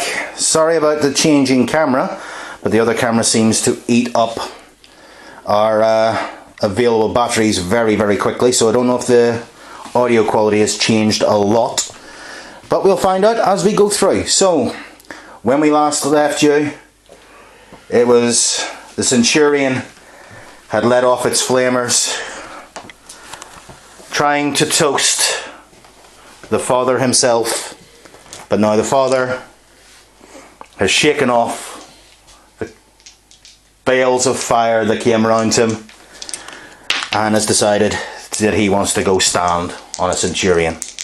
So he can't feel that charge because it's sort of an inch. So he would have to fall over his own feet to feel the charge. So, as the faint chords of Irish music drift across the battlefield, the river dance has begun. Right, so we have the mighty feat. 3 attacks per attack, giving him a total of 12 attacks. 3, 6, 9, 12 dice. Hitting, since he is still at nearly his full bracket, hitting on 3s. And he really, really does not like the Centurion at all. Strength 8, toughness 5, 3's the wound.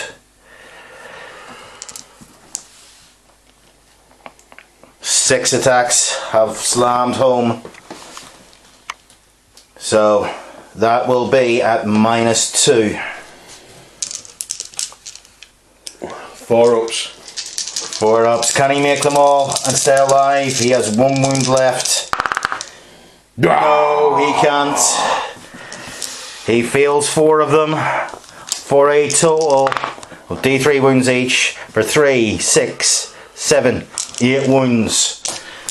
He has been ground below the feet of the Titanic Knight, and Father stands proud and victorious again.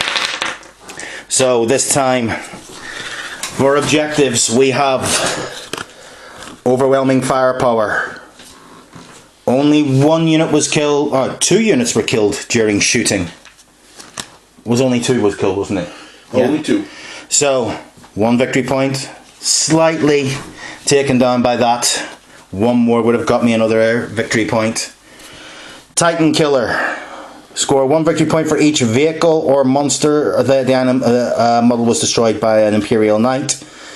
3 victory points for each Titanic model that was destroyed by an Imperial Knight, to a maximum of 6. So that is 1 Titanic unit with his Knight and 1 vehicle unit, giving me a grand total of 4 victory points for that one. Then a grudge to settle has not been settled yet. That is Calgar, still hiding far away at the other end of the table. Defending objective 4 is not happened yet, but we have shifted some of the resistance from it.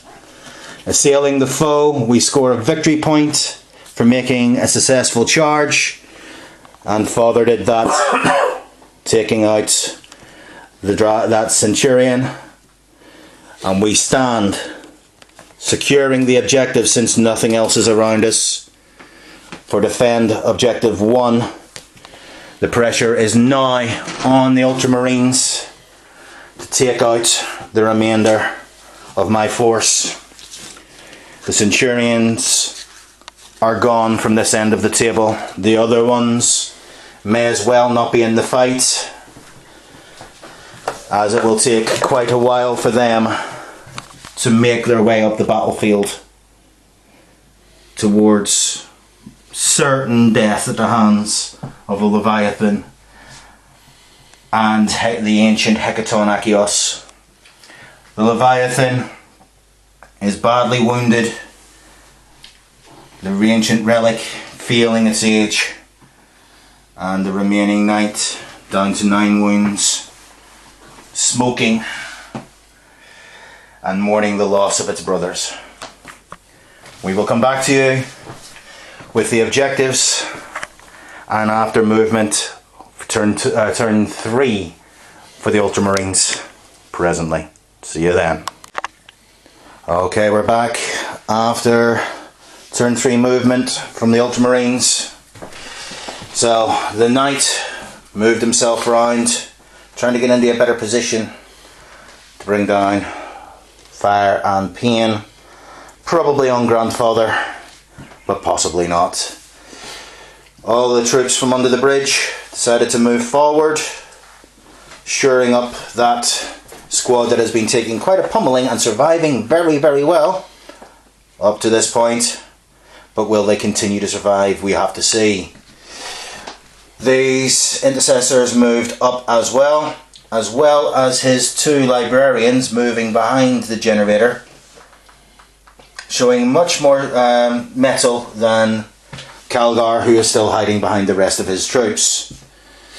We have the interceptors who have just jumped in on top of the tower, the mighty Pringles tower that it is, and his Leviathan, wounded as it is, still tries to move forward. The Looney Lieutenant leading the charge for the Hellblasters so that they can try and take out the lady, and the intercessors around the corner still providing a fire screen for the cowardly Calgar. Intercessors here have moved forward, and the aggressors on this side have moved forward as well. Bringing up the rear is the Centurions, hiding down here but still valiantly trying to make their way forward. And in the backfield, the Terminators have teleported in with their librarian, and screaming on jets of fire, in have come the interceptors as well here, ready to try and take on our backfield. So objectives this turn, they only had 1 to draw, and he managed to draw Kingslayer, and my Asterion Moloch is not on the table at this time, but will be soon. Overwhelming firepower again is achievable, and so is domination. Well, possibly, although getting objective 1 would prove very difficult. Behind enemy lines, his Warlord, unfortunately, is sitting over here, so getting him behind enemy lines is going to be an interesting one. He needs a Land Raider. He does. Unfortunately, the Land Raider sort of went poof over in the corner. You can't get a Land Raider. Lightning Strike has gone. Don't think that he is going to fail on that one. He has to destroy one of my enemy units this turn. It's in my deployment zone. Most of my army still is. And defend objective 3, which at the moment is ripe for contesting with the Lady and the Leviathan, which sounds like a Shakespearean play. Let's see how Shakespearean it gets after the psychic phase. So, have you got any plans on how to use your mind bullets? Ooh, mind bullets. Right. Okay. So I'm just checking at the minute to find out how many mind bullets I can fire. What, smiting wise? Oh, smite's 1 per psychic, Yeah. but other mind bullets. Right, so what psychic powers do you have? I have smite. I have Might of Heroes. I have Null Zone, and I have Fury of the Ancients. Okay, so those are the powers you can use this turn then. Yeah. Who has got what? Who has got what? Right. The Terminator Librarian Yep. has Might of Heroes. Okay. Painted guy has Fear of the Ancients, and the other guy has Null Zone, which is completely useless for him there at the minute. Yes, it is. So, mind bullets wise, only thing you have is your smite. Mind bullets wise, the only thing I have is Smite. So, smite me, oh mighty smiter. Oh, there will be a smiting. Pardon the camera work. This is our backup camera, which is already starting to drain battery. The filming is a power hungry mistress, but we're going to give it our very best for you. Cast 2, deny 1, which is not going to be a challenge. He's not on 18, he was on a lot less, isn't he? That one? Yeah, no, he's okay. Yeah. That one's on 18, the other one was on a lot less, like none. Yeah. Because he got pummeled by her. Right, I'm going to smite Yon. Okay, you're going to smite that. Is it within range? Smite is 18 inches. Yes, in which case it will be in range. Oh, smite me, almighty smite.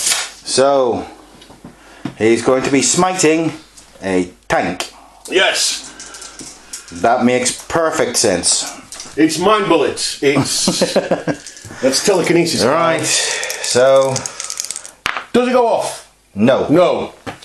Second librarian smiting as a mighty smiter. The second librarian here. Yep. Smiting the tank as a mighty smiter. Okay. Second librarian. Does it go off? No. On a 3. So, unfortunately, both of his psychers have forgotten to load their mind bullet guns. Yes. We have one. They're firing blanks. Smiting with blanks. Right. Saying nothing about ultramarines and blanks. Okay. Right. Final librarian. Who is he smiting? Final librarian. He's attempting to smite this and needs a 5, 6, 7. And gets a 7. No, it's... Starts from 5, 6, 7. Yep, needed 7. So, D3 mortal wounds. For 3. 3. Okie dokie. Bringing her down to 15. Right, we're also, with that same one, Gonna try Might of Heroes. Goes off on a 6. Indeed. And this is onto the Terminator squad, yeah. Okay. And That's a 6. It goes off. So the Terminators have Might of Heroes. Which is, Might of Heroes is 1 to strength, toughness, and attacks. Let's see if we can get them into somewhere where that can actually be useful. That would be exceptional. Okay, so that's the psychic phase done. Up to shooting now. Up to shooting. So, who are you starting with? Right. We're going to start with squad of 3 intercessors into the Hellblasters here. Okay. So, Intercessors into Hellblasters. yeah. Hitting on 3s. Appalling dice roll. Only hitting with 2. Thankfully, I will be getting a cover save, being in cover there. Wounding on 4s. Wounding on 4s, and that is... 1 wound. Only 1. Sorry, I didn't catch that on video. He's a bit eager. That's 1 and a 5. Okay, so that's 2 2-ups. And makes both on a 2 and a 3. No, okay, 1 2 up there. There, you made both. I made both anyway. Say it twice on 1 bullet. Yep. Excellent. Excellent. That's frighteningly good. Right. Quick range check. Ranging for who? Aggressors with Flamestorm gauntlets. Okay, the aggressors with Flamestorm gauntlets. And I think these guys have got an 8 inch. I was going to say it should be roughly 8 inches. And I'm sorry to tell you, but that's not 8 inches. Flamestorm is indeed 8 inches, and That's way more than 8 inches. That's what my wife keeps telling me. Those who boast usually have nothing to boast about. I didn't think that were a boast. I got my logic completely wrong. That's why I keep quiet.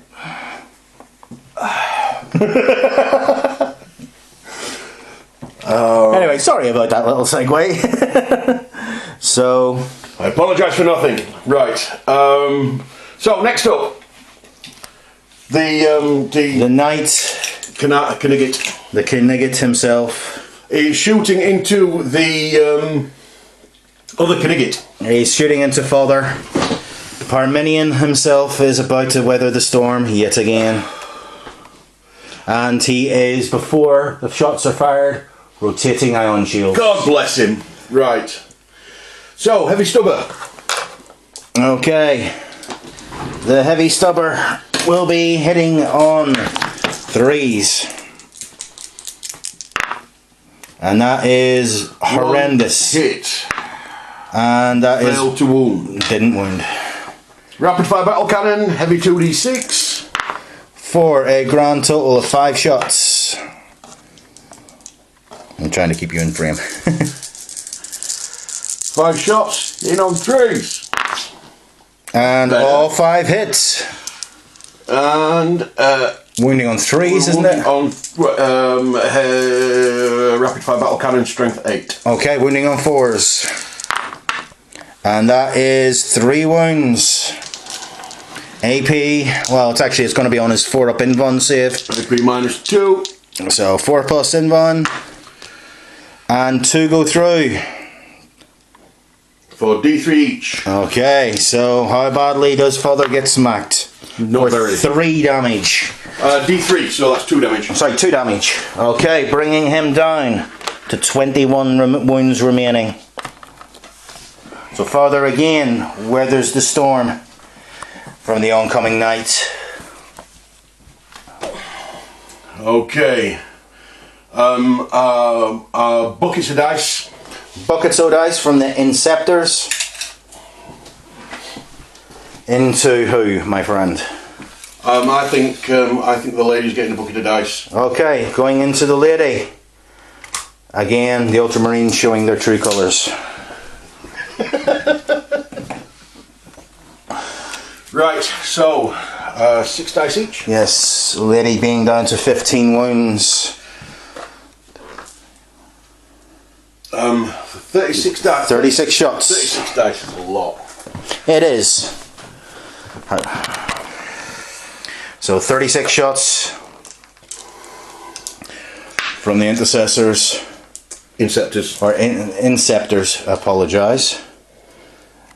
I will keep picking up on that. Into the lady. But I think they should be called interceptors. Right, so we start off with 10 dice. Hitting on 3s. Maybe doing this completely wrong, you know. Okay, hitting on 3s.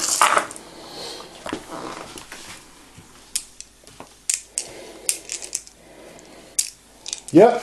That's quite a few hits. Wounding on...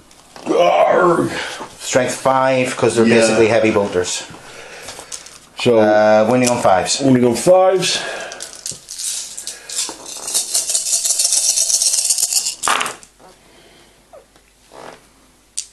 That is not as good as you might have hoped.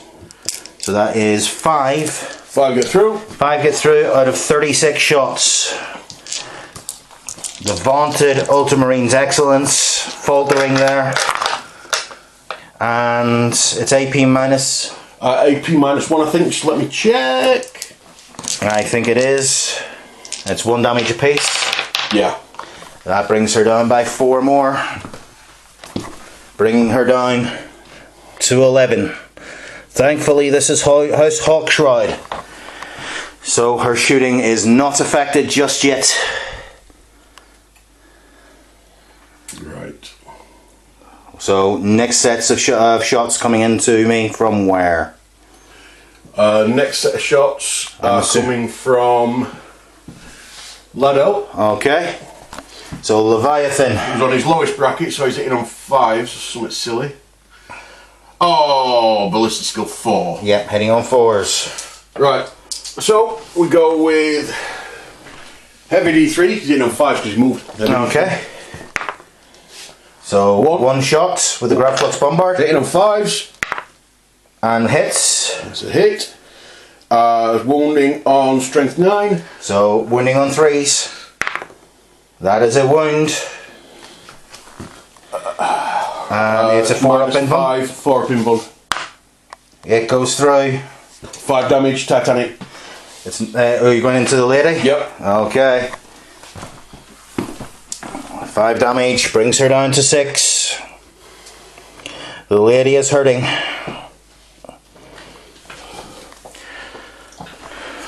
And has just been bracketed. 1 squad of 5 Hellblasters. Okay. Into the lady. Okay, dokie. Showing the fear that the Ultramarines have for the Lady of Death herself. It's 2 shots apiece of their assaults. Assault Hellblasters, yeah. So 10 shots.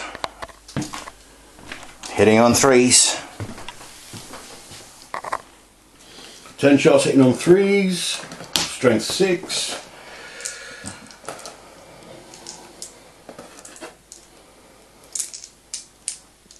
Hang on. 10 shots hitting on 3s. Quite a good set of shots there. Not within range of Calgar to benefit from his ability. No, but I can reroll 1s. Because of your lieutenant sitting there? Because of me. Lieutenant. The captain amidst them. Okay. So that's another 2. Okay. Wounding on strength 6. 5s. Wounding on 5s. Rerolling 1s for the lieutenant. Good. Because at the minute you've only got 2 hits. Or 2 wounds, sorry. He converts 1, minus 2. So his honor and vulnerable save of 4+ being hysterics. 2 more go through, bringing her down to a final wound. Actually, final 2 wounds. She is showing that she is suffering, but taking a lot of fire to do so. Another squad of 5 firing on it. Another 10 shots coming in. Can all 10 see her? Yes, they can. 10 shots. Hitting on 3s, re-rolling them 2, which are 1s. Much better this time. The ultramarines dialing in their sights. Wounding on 5s. Re-rolling the 1. It's enough. It's enough. If I'm lucky. Can she survive? 2 4-ups.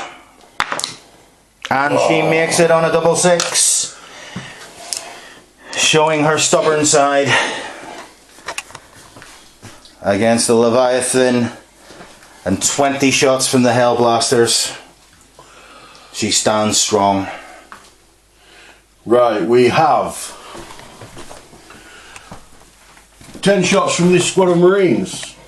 Into the lady again. Into the lady again. Okay, so even the bolters are coming out now.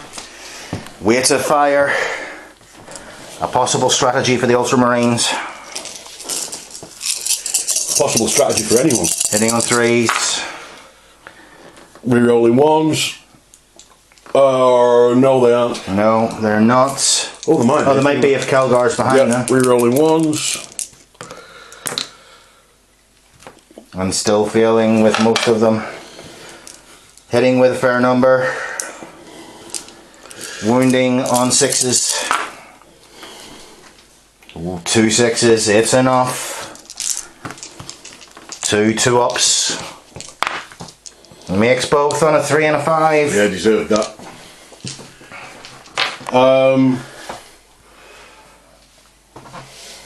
Standard bolter and these 2 Marines can both see. Okay. So, with those 2, they'll be in on 4s because they are thingies, the sniper bolter things. Okay, stalker bolters. Yep, hitting on 4s. One of them hits. Wounding on 6s. No. On a 1 it definitely Reroll. Fails, but Reroll because it's Lieutenant. still gets a 1. Fate has decreed it so. And the Lieutenant himself, single round from a bolt gun. Hits on a 4. Fails to wound. Ends the wound on a 3. So yet again she stands firm. 3 intercessory boltstorm gauntlets. 3 intercessors with Volstorm gauntlets. Torrent of fire coming into this lady.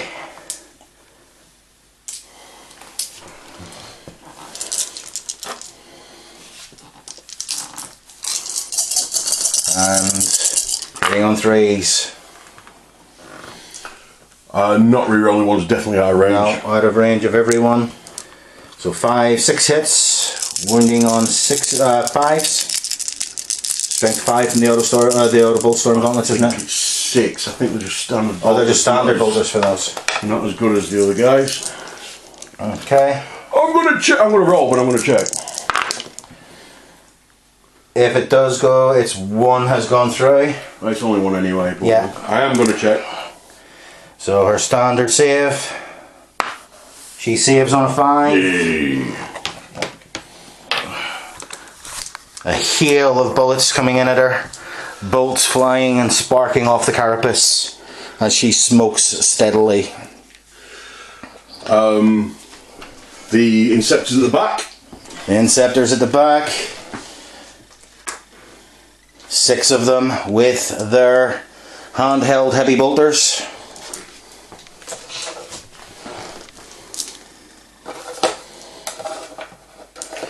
Unleashing a punishing We'll do this torrent of twice. fire. So the first volley.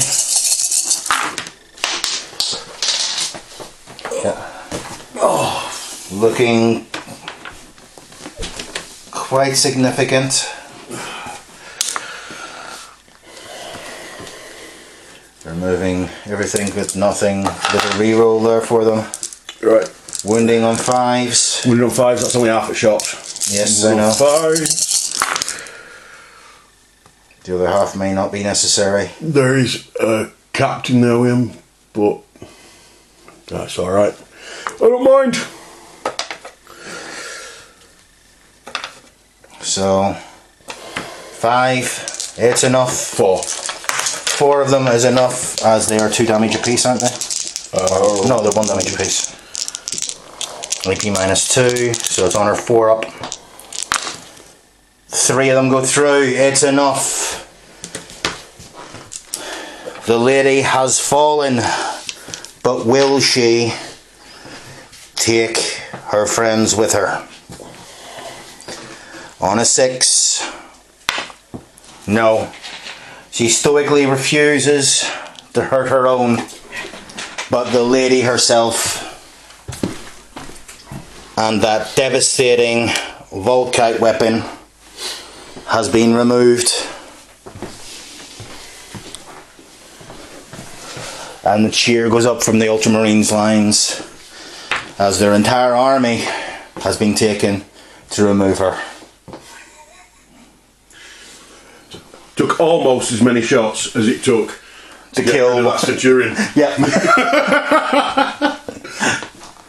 And is that the end of your shooting? I have shot with him. You have. What? Oh yeah. That will be everything by the looks of it, because Calgar's too much of a coward to shoot at anything because he's still hiding. Calgar can't see anything. Yeah, because he's still hiding. So, down to the assaults. Down to the assaults. We have potential assaults coming in from the intercessors, from the aggressors, and from the Leviathan. Also possibly back here from the Terminators and the Inceptors into these guys.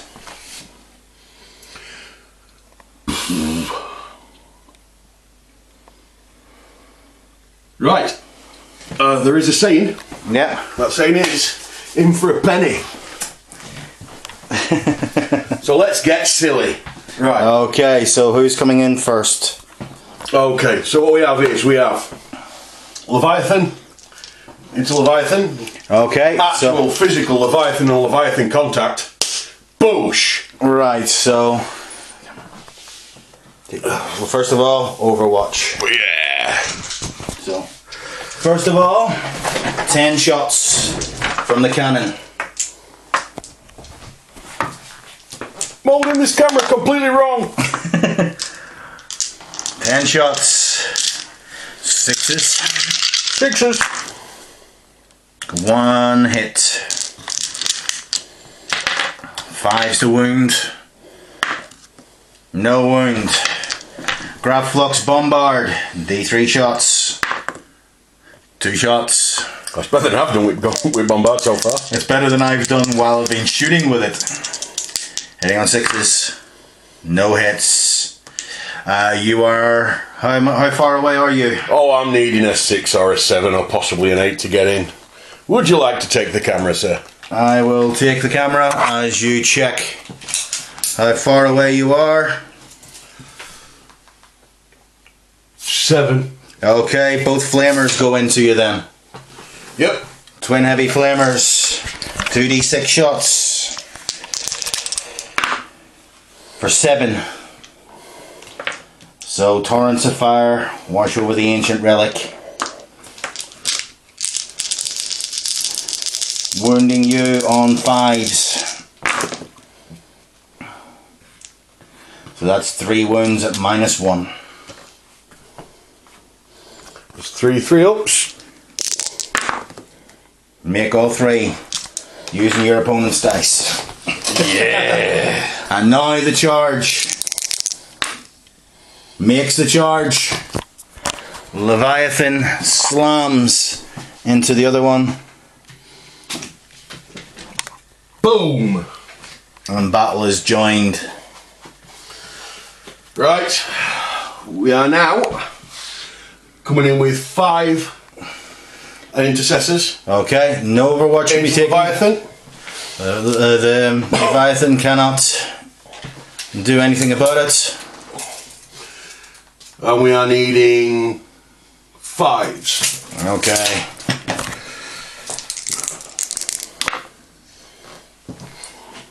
on an 8. They're also in, surrounding the Leviathan, ready to dish out some punishment in retaliation for the death of their knight, even though they have not answered that knight for knight. My aggressors, there's no way for them to engage in combat because they'd have to move around. Right, we will be back in a second. We just have to pause the camera for a brief second while we check on a ruling. Hang on. Okay, we're back. Sorry about that, but toilet breaks were needed and rules were needed to be checked. So we have assaults from the Terminators going into who? Right, Terminators. They're going into this. So they're going into the Company Ancient? Yes. Okay, the Company Ancient has a standard bolter. So 2 shots, because you are in rapid fire range. 1 hit, almost both of them. Wounding on 4s, doesn't wound. So, charge range is 9 inches. Charge range is stupid. So, but with 9 he gets in. So the Terminators pile forward. That one's a captain. Oh, that's the captain. In which case it would have been more than 9 inches. Give us a tape measure. Hold the offending implement. Well, it should be 9 because I measured it. And it is 9 or within a model within an inch of 9.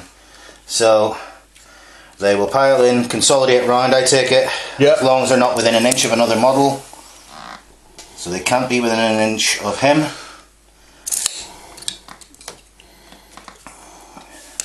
They can't be within an inch of him, which is slightly there. So, do you want your Thunderhammer in there, or you want your Lightning Claw? Thunderhammer. Thunderhammer. So, and the bases of those are over an inch, so your Thunderhammer will not, or your Lightning Claw will not be fighting. Yep.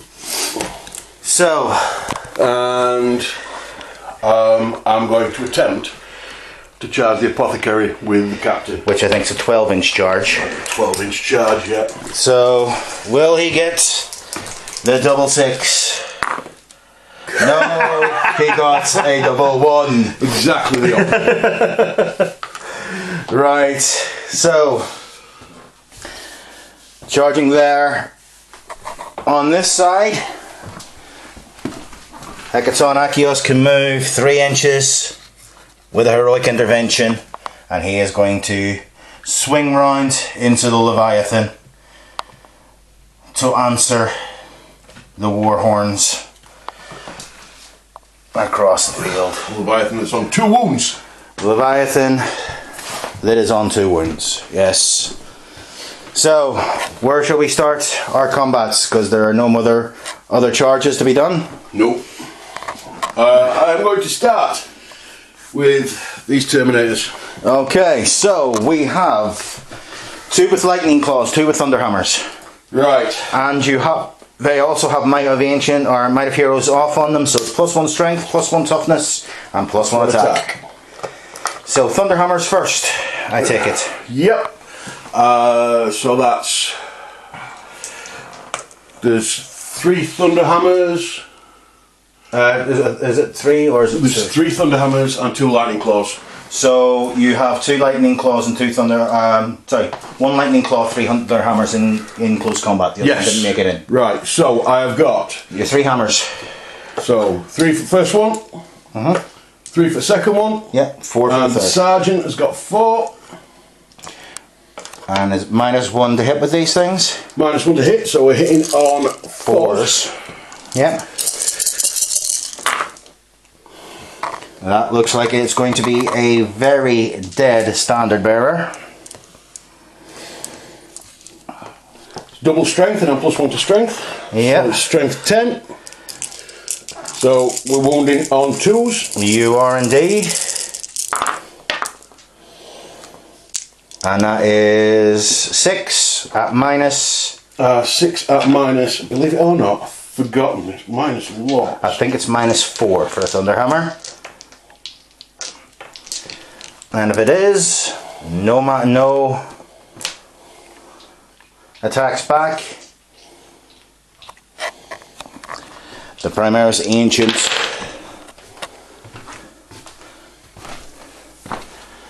the Standard Bearer who has survived longer than most will be going away. Yup. Right, and where are they consolidating? It's up to 3 inches towards the nearest enemy, finishing with it more than an inch away. Oh. Are they going to the Apothecary or are they going to the Marines? I think we'll go into Marines. So, swinging round, they bring themselves to fighting range with the Marines. And now we have an interrupt from the Minotaurs, spending 2 command points to fight first. So, Hecaton Achios, venerable dreadnought of the Minotaurs, is going to show his mettle with any luck. Right, do you want to come take this? Take the camera and show the action. We have combat strength 14. Very dark under here. It is, but we should be able to work out what we're doing. Strength 14. He has 5 attacks, hitting on 2s. All 5 thoroughly hit. Strength 14, wounding on 3s. Not quite double. Doesn't need to be. No. That is 5 at -3. So it's your 4 up invuln. It is.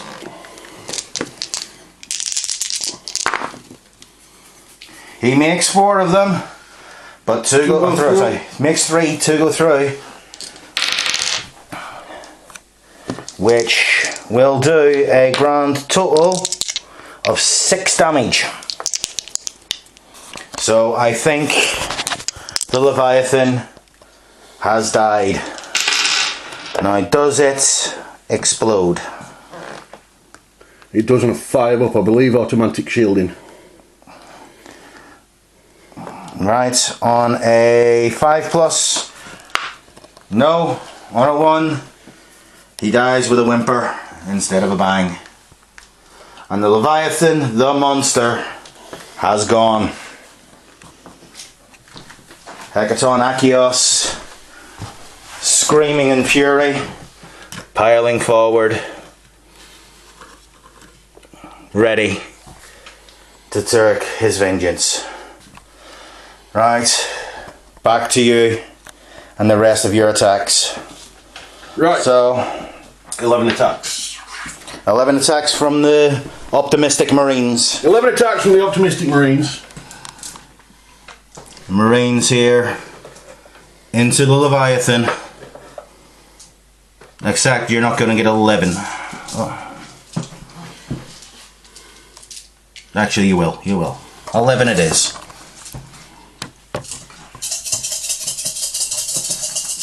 Needing 3s. Needing 3s. I'm getting quite a few. Surprised that any missed when they're such a large target. Yeah, needing 6s.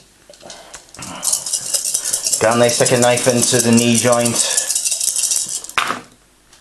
2 of them can. 2 up saves. And 1 of them finds a weak spot. If it can get you in frame. This camera is quite hard to control, but not as hard to control as those Marines. So, 1 wound finally on the Leviathan, bringing him down to 13 wounds.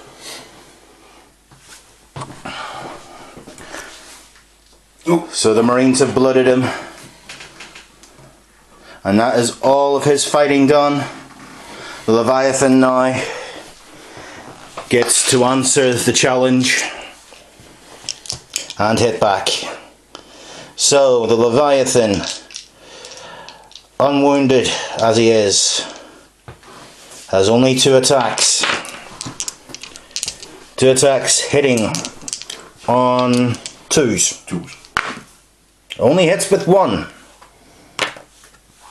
Wounding on 2s. And on a 3, that's a wound. No minus to this, because he doesn't have any close combat weapons.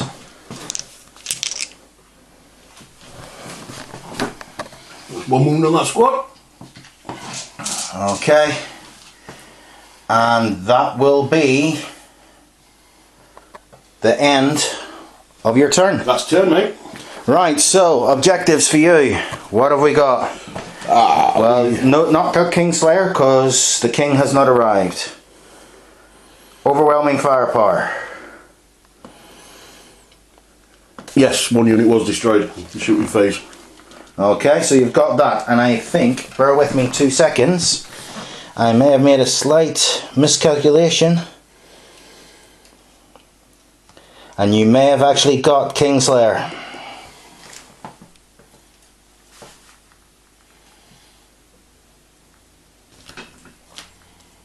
I think either the Crusader or her were my warlord, and she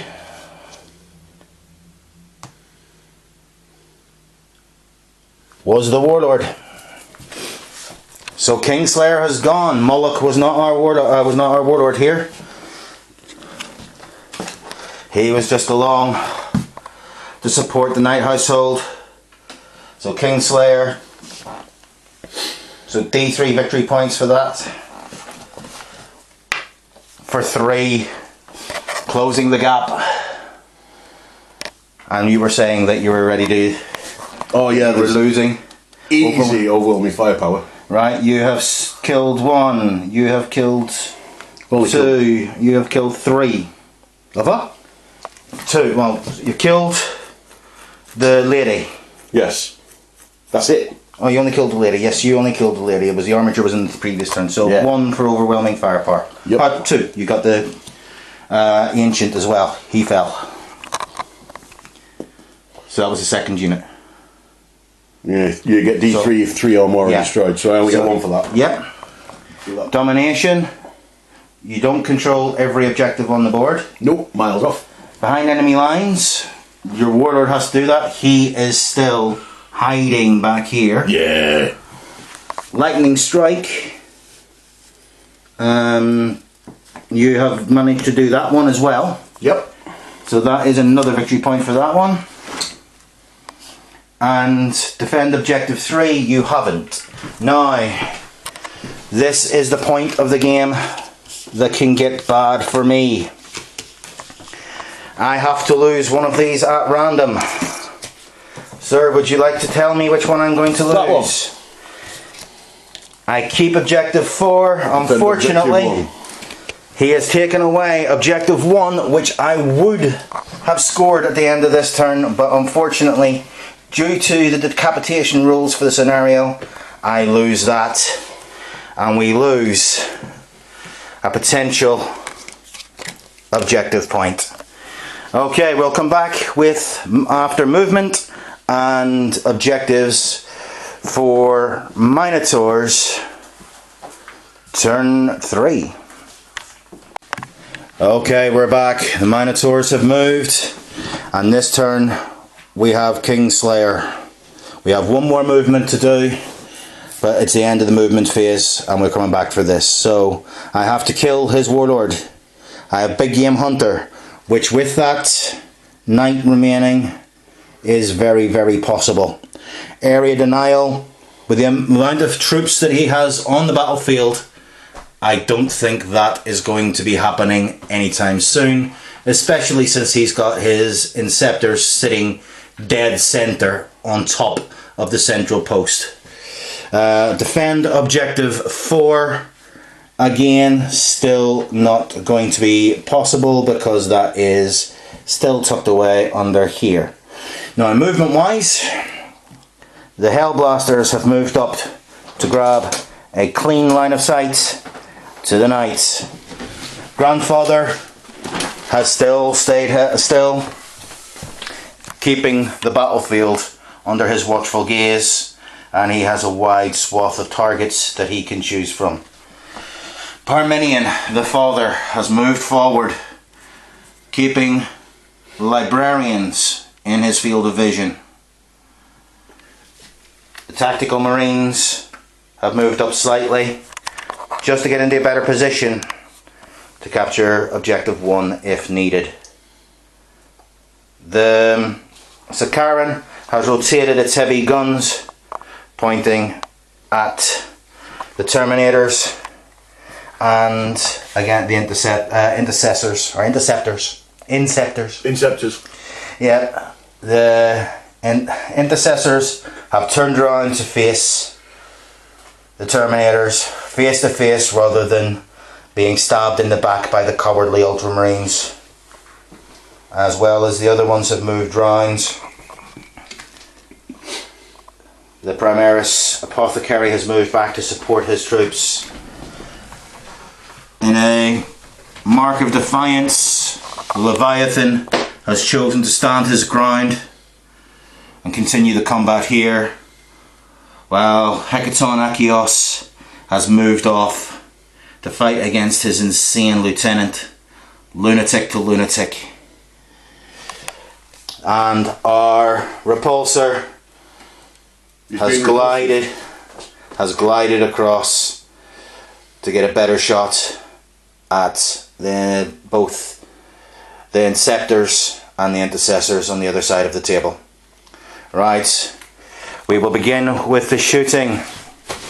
So, Grandfather has only been using half of his weaponry so far by the looks of things, as he is actually armed with 2 of the Magna las cannons. So this time he will not be holding back. Grandfather will be putting both of the las cannons into the Paladin. He will be putting the autocannons into the Librarians, as they are the closest model to him. Possibly. Actually, no, he won't. He'll be putting them into the Intercessors over this side, as they're the closest models to him. That isn't a character. The Ion Storm missile pod will again be going into the Hellblasters, as they do not need to be seen. So, first of all, the twin Magma las cannons, 2d3 apiece, 43 shots. Is not a lot. 1, 2, 3, 4, 5, 6. Into the knight, heading on 2s. All of them have hit. Wounding on 3s. Only 2 of them have wounded. And I will spend a command point and convert 1. That is 3 have gone in. At -3 is 6 up saves. All have gone through for 18 damage. The knight has 18 wounds left. And with a searing beam of light, the knight doesn't blow up, but it does fall. Grandfather showing why he has earned the venerable and ancient suit of knightly armour. Next, he fires with his autocannons. 4 shots into the Intercessors. They are peppered with rounds with a 6 and 2 3s. Wounding on 4s. No, wounding on 3s. 2 wounds at -1, my friend. 4 ups. One of them is killed as a round slams into him. It was those ones, wasn't it? No, it was those ones. It was those ones, yeah. And finally, it's the Ion Storm missile pod. D6 shots for 2 shots into the Hellblasters. Both hitting on 2s. Wounding on 3s. Both wounding with -1, but they will get their cover. 3 up. It's only one. Oh, sorry, both. Sorry, 3. So one of them actually takes a round, and that will be 2 damage from that. So a Hellblaster will fall,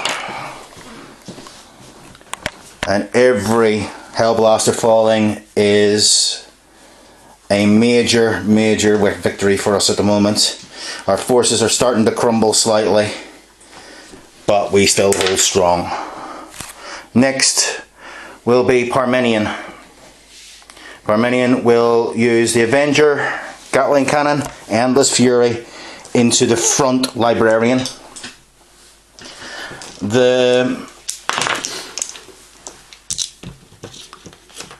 Let's see, where are we? The Ion Storm missile pod will go into the Hellblasters. The Heavy Stubber will go into the second Librarian, as characters don't block for characters. And the Thermal Cannon has no real dangerous targets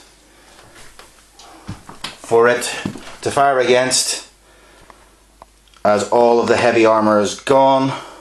So we will fire that into the Terminators. So, starting with 14 shots.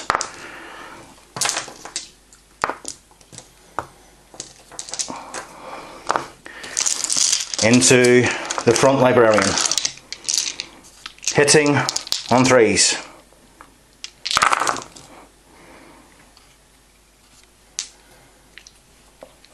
And getting 10 hits.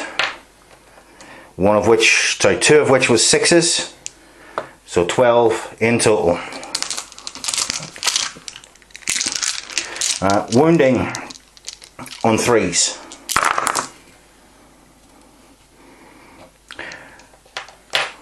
Devastating barrage of fire there.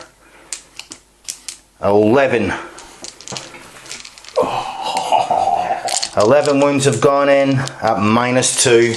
2 damage apiece.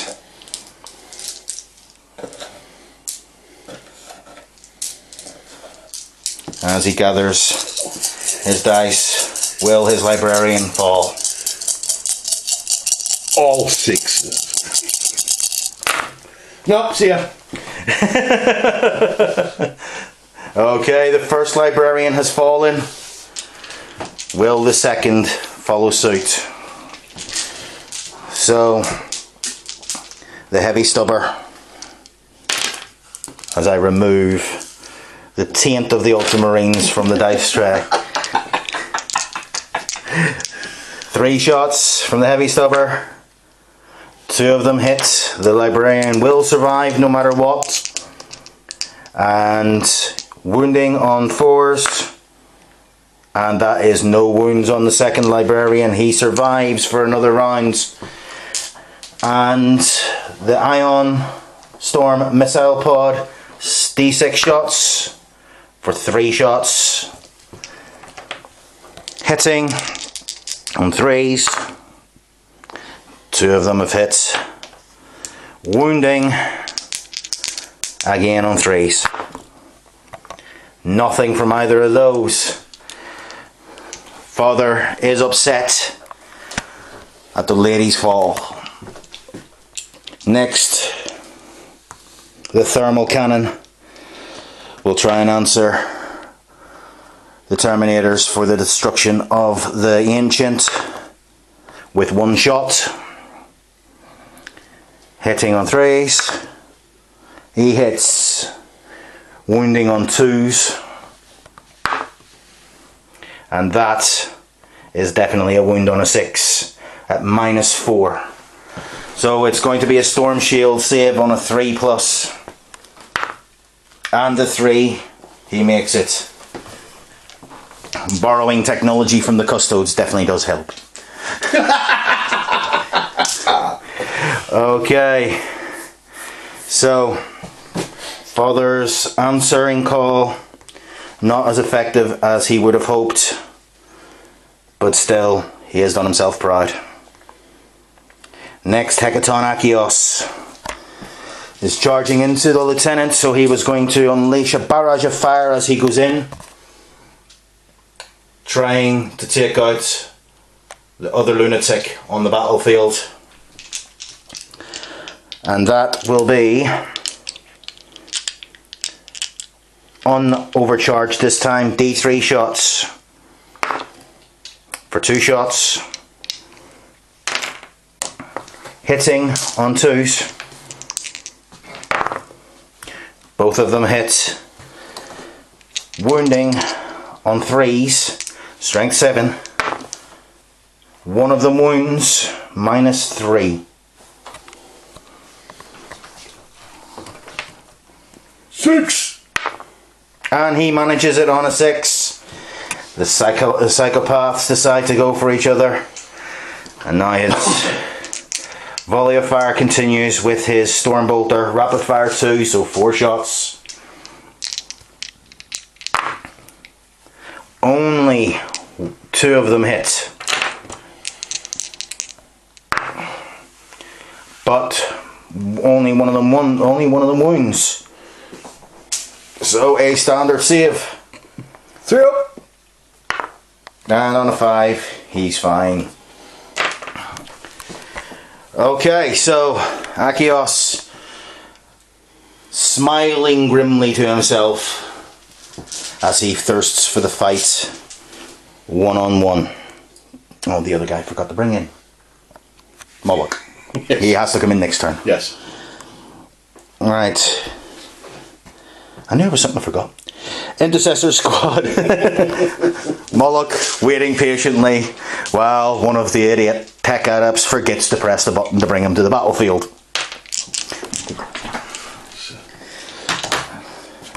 Right, tactical squad. Into the Terminators in the vain hope that the Emperor guides their hands. That is going to be 12 shots, as there are 6 of them there.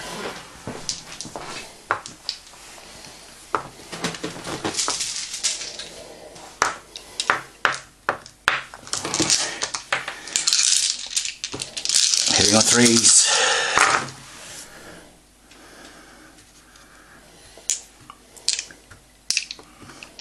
Five of them miss, shaken by the Terminators. Wounding on 4s for 4 wounds on a standard Terminator save. These are just auto bolt rifles. 4 wounds. 4 wounds on 2 ups. Are you taking them on the Thunderhammers or the Lightning Claws? Lightning claws. Okay. And one of the Lightning Claws falls. One of the lightning claws falls. Remove a lightning claw.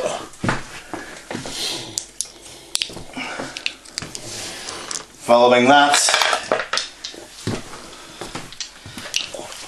the other Intercessor squad will open up into them as well. Only 10 shots this time.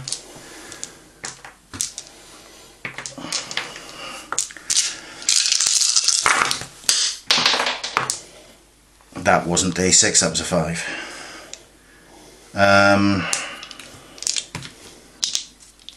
4 or 5 hits.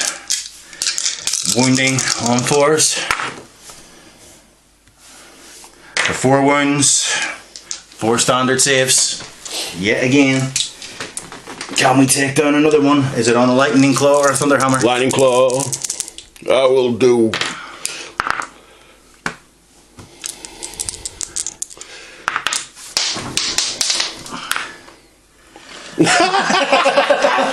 Take that lightning claw away. And the lightning claws fall. Surprisingly. Right, the Sakaran is also opening up on the Terminators with its 3 heavy bolters and its plasma cannons. The Apothecary will shoot with his absolver pistol, otherwise he's not going to shoot at all game. So, 1 shot with the... oh, where's the absolver pistol? Yes, 1 shot with the absolver pistol, hitting on 3s. And he misses. So his one and only shot of the game, probably, and he missed. Oh, bless him. But the Relic Omega, probably the worst version of the Sakaran, if I'm honest. But so far has been doing quite well. Hitting on 3s. Hits with all but 2 of them. Wounding on 3s. Wounds with all but 2 of those, leaving 5 at -1, so 5 3-ups.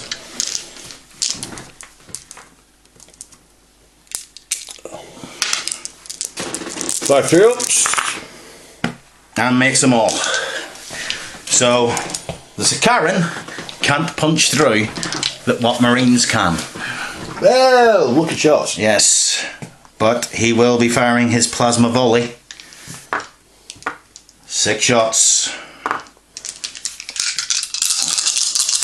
Hitting on 3s. Hits with 5 of them. Strength 7. Wounding on 3s. Yep.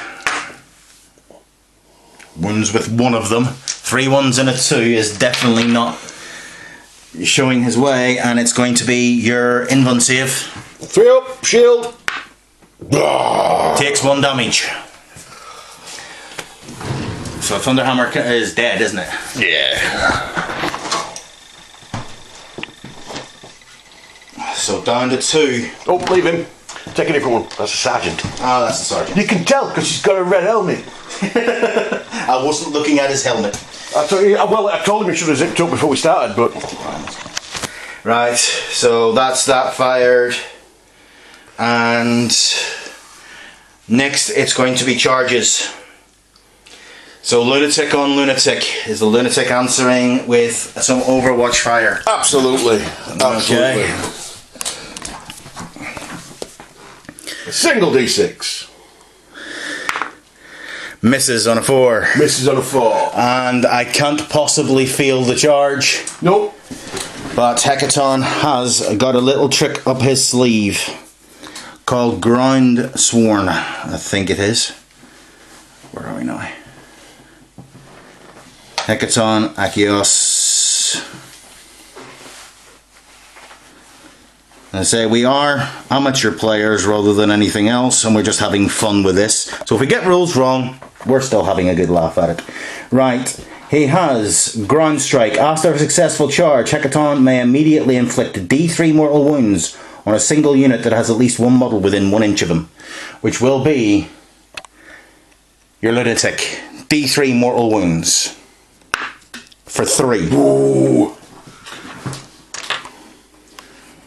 3 wounds off the Lieutenant. So the Lieutenant gets shoulder bashed by Hecaton Achios. Let's move him in. Do you want him there? Yes. Right. As he charges in, he brings himself in, bringing the sergeant down, the lunatic down to 2 wounds. He has 5 attacks. So 5 attacks, hitting on 2s. Failing with 2 of them. That's a 6. And these are strength 14, I believe. Yeah. Wounding on 2s. Yes, wounding on 2s. Only wounding with 1. That was abysmal dice rolling from Hecaton Achios, and that will be at -3.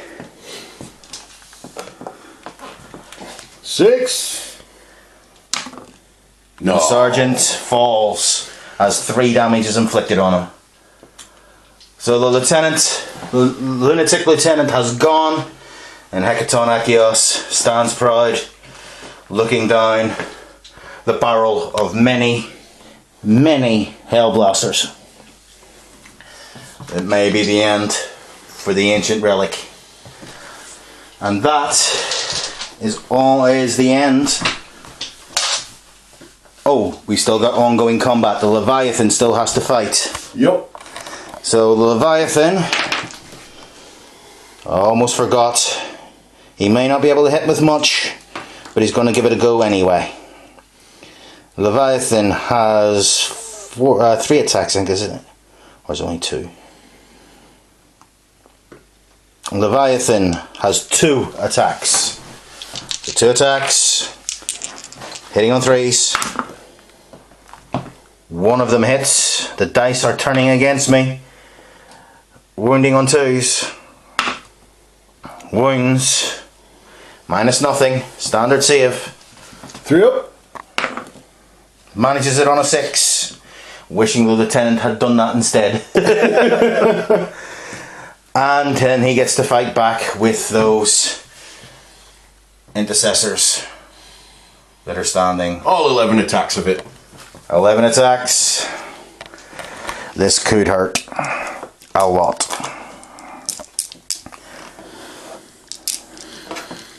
11 attacks. Hitting on 3s.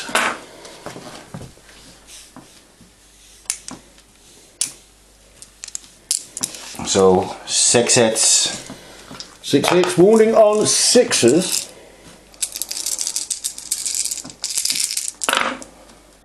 No wounds. No wounds. And with that, I think it will, due to the fact that it is nearly 2 o'clock in the morning, we will have to call it there on a draw. Oh, no, I think you've won. No, I do not have objective 4. I did not get area denial. I did not get big game. Oh, big game hunter did fall this turn. Big game hunter did fall. You win. Yes, by 1, because I didn't kill your Kingslayer. So the Minotaurs call a truce with the honoured ultramarines. Both sides realising that both are loyal. And the Emperor smiles down upon them. So we will be back with you with the after action report. But as it stands, the ultramarines can hold their heads high, except for Marnius Calgar, who hid behind his men. But the rest of them fought well, fought hard, and showed no fear. We'll be back with you soon. So, first batrep out of the way. What do you think? Yeah, I enjoyed it. It was good. What would you have done different? I got nowhere near points economy out of anything. Right. Except for, I'd have probably, because I turned up with about 5k. No list to start with. No list. So, to be fair though, this batrep were done on like 25 minutes notice. Yeah, it was. We needed something to give you guys, so we thought we'd give you this one to start with. Even though it's not a full batrep, and there were mistakes made, I know. But at the end of the day, we're here to have a giggle, have a laugh with you guys, let you see what we do on the tabletop when we're just bored, but we want to do something, and what our hobby's about. So, the table, not in the standard size, it's a 5x5. It actually makes it slightly bigger than a standard 6x4 table. But it does mean that we don't get battle mats that fit very easily. We will try and sort that at a different date. And sometimes the games themselves are quick and on the spur of the moment, really. Yeah, yeah. We just come up with something. I think one of your biggest problems, or one of your biggest mistakes, was the way you put your other Centurions down. Oh, I know. To be fair, if I'd have actually had time to think about it, if it had been a prepared list, it'd have been sort of 5 Centurions in a Land Raider. I'd have made better use for them. But you know, it's what it is. I always struggle every time I play. I always struggle to get any kind of value out of Hellblasters. Yeah, they did well for me because I dropped them straight next to a piece of armor. It's positioning for me. It's always. You do need to get yourself one of the repulsors until we get something better. Until we get better transport, repulsors all we've got for Primaris, and you play mostly Primaris army anyway. Yeah, it's almost completely Primaris, apart from the Centurions, which do better than your Primaris. Yes, yes. But the thing is, like the transfer to Primaris has been quite recent for me anyway, because my army the bulk of my army were bought and built before Primaris. Yeah. So, and since then I've been focusing on other things as well. Yeah. But yeah, at least most of yours was painted. I'm still working my way through mine. Usually I'm painting for other people, so I don't get much time to paint my own stuff. My knights are just about the only thing I've got painted. And I'm quite happy with where they're going. The Porphyrion, definitely my man of the match for me. Yeah, he's... considering the fact that I forgot to use half his weapons for half the game. Yeah. Until the last turn. That hobbled him a bit. Yes. But he was still able to dish out a lot of damage. When I originally first seen the Porphyrion, I'm thinking to myself, it's not worth the points. But those magma las cannons just devastate everything. Yeah. It's the fact that it's not a variable damage, it's a flat 6 damage with every hit. Absolutely. And it's 43 shots. You know, it's gonna core most things. It's wounding Land Raiders on a 3. It's wounding nearly everything on a 2 or a 3. It's got enough anti-personnel weaponry to protect itself. It can still stomp on things. Not as well as other knights can, but... You have to take roughly smooth. And, yeah. You know, it's a point and click, isn't it? Yes. You point at a piece of armour and just hit delete. Yeah. It has to be something pretty impressive to stand up to it. Yeah. The Styrics, though, as always, does really well. That Gatling las, the Volkite cannon is basically a Gatling las cannon. Styrics is a beast. For 500 points, like, I think it's 40 points more for a Megara, and I can't see the point in taking a Megara over a Styrics. If I'd have had the Styrics kit painted up, I would have dropped Styrics carapace on weaponry on one of my knights. Yeah, definitely for this. Yeah, because the Styrics is the knight to use. Oh yeah. Even over the Valiants and the Castellans, the Styrics for points blows them out of the water. It's got a 4-up built-in invuln against ranged and a 5-up against melee, which none of the other knights have, apart from I think the Megara and the Cerastus knights. It can heal a wound if it's lucky every turn, and giving it the blessings of the sacristans, letting it inflict mortal wounds on top. Now, it's not the most effective way of using the blessings, but it still gives you that little extra punch. The Sakaran Omega, I will doubt I will ever use again. You see, it's a really nice looking turret on a really nice piece of armour, but no. For the points, it's the most expensive of the Sakarans. It's the most expensive to buy. I got it on the day of release at the Forge World Open Day when they brought it out for Horus Heresy. Because I thought, when they bring this into 40k, it's going to decimate. Just looking at the cannons. And the best thing I can say about it is it's massively underwhelming. I'm going to stick to the... To be fair, if you'd only put it on a city map where it could actually use its speed, with that Punisher turret, that would Especially being able to fire the Punisher turret twice if it doesn't move. Yeah. And against like an army that ended up being as infantry based as mine, would have been phenomenal. Yeah, it just shreds. But I wanted to actually use a turret because the turret looks so nice. It does. It looks good. Okay, the cameras might not have picked it up as well. Like the second camera we're using is this, and you can see why a lot of the time we were out of shot because instead of holding it straight, we have to hold it like that because the lens is a really weird shape. But in the first sets, we should actually pick it up quite well on this camera, and it looks all right. Hecaton Achios, again, overpriced dreadnought. Yeah. It's a HQ dreadnought, but it's overpriced for what he is. Yeah, the ground and the mortal wounds on charge is nice, but it's a plasma. It's a dreadnought with a plasma cannon. See, the mortal wounds, if the mortal wounds on a charge, if they go off, they're exactly the same thing with Centurions. Centurions charge in, you get on a 4-up, you get a mortal wound for each Centurion that makes a successful charge, and the mortal wounds on way in really can help. Yeah, they just make it worth charging. Yeah, but at the price that he is, again, phenomenal looking model, beautiful, beautiful model, but we need rules that are representative of it. I didn't even get his boss on the table. I didn't even bring down Moloch, mainly because I forgot. Yeah. You know, that's your personal favourite model. Asterion Moloch. Yeah. Yeah, or Pillock as you call him. Yeah, Asterion Pillock. Yeah, he's a custodian all but name, and he just happens to run around the backfield a lot. He's summit. Yeah.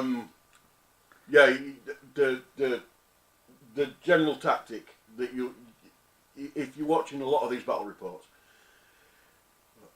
if you can tolerate the rules breaches and shaky cam and bad calculations and a shoddy way that we handle dice. Yeah.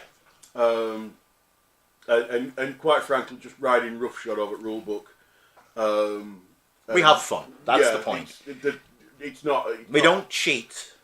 There's just occasional misinterpretations of the rules. But we've got, especially, it doesn't help that sometimes we don't have them in front of us. We're running on Battlescribe a lot of the time. Yeah. And other thing is, it's like, I have a library of rules in the bottom of my bag. Yeah, because 8th edition was supposed to be a lighter game, but for today, I have 4 books. Yeah. To go through. Plus the downloads from Forge World. Yeah, I'm running 4 books. Should be 5 or 6. Yeah. And that's for a pure Ultramarines army. Yeah. And we're getting more with this new chapter approved coming through as well. But you know, 8th is definitely not a light game. No. And especially one of the reasons why, especially Si forgets some of the rules is he doesn't play a lot. And with how many kids is it now? Too many. Sure. Lots and lots of children to look after. Sleep is in really short supply.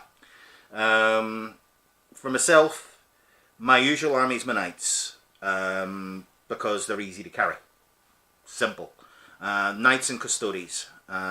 You'll see custodes on the table quite a bit when we do more battle reports, if you like this one. But I've got minotaurs, custodes, corn. I've got a full Mechanicum army that's going to be getting built and painted on the channel as we go through it, which has been building up over the last couple of months. I think we've got nearly 300 Scutari in total.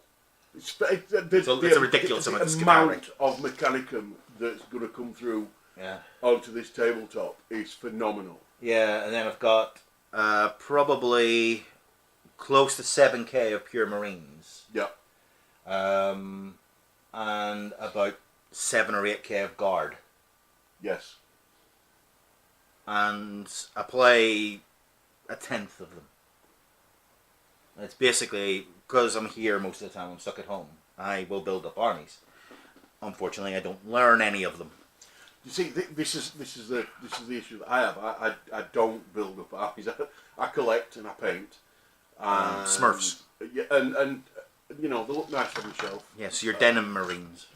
Yeah, and I have my ultramarines wall in my kitchen. Yes. I think you must have close to about 8.5K of marines in total. Yeah, easy. But that's only in the space of a couple of months. He's not been playing. He's been playing less than a year. Yeah. Start of summer last year. Yeah, collecting for years, but playing for less than a year, and I've only been a serious sort of ultramarines collector player for about 10 months. About 10 months. Yeah. So.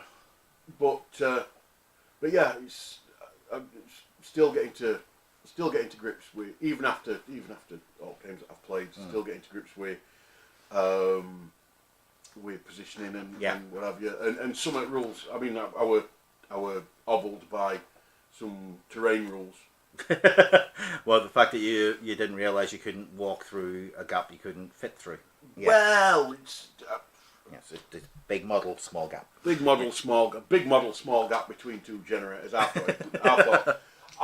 thought with my suspension of disbelief that that we could stride through that, but as it turns out, I couldn't. So. And it's like suspension of disbelief when you've got a gantryway that's half the height of a knight, and yet a knight has to use a stratagem to reach out and punch something or grab something on that thing that's literally there. Yeah, I mean, this is a problem in most of my experiences in tabletop role playing rather than war games. So where the interpretation of the rule is, does it make sense? Yeah. This is not so much does it make sense. This is stick to the rules.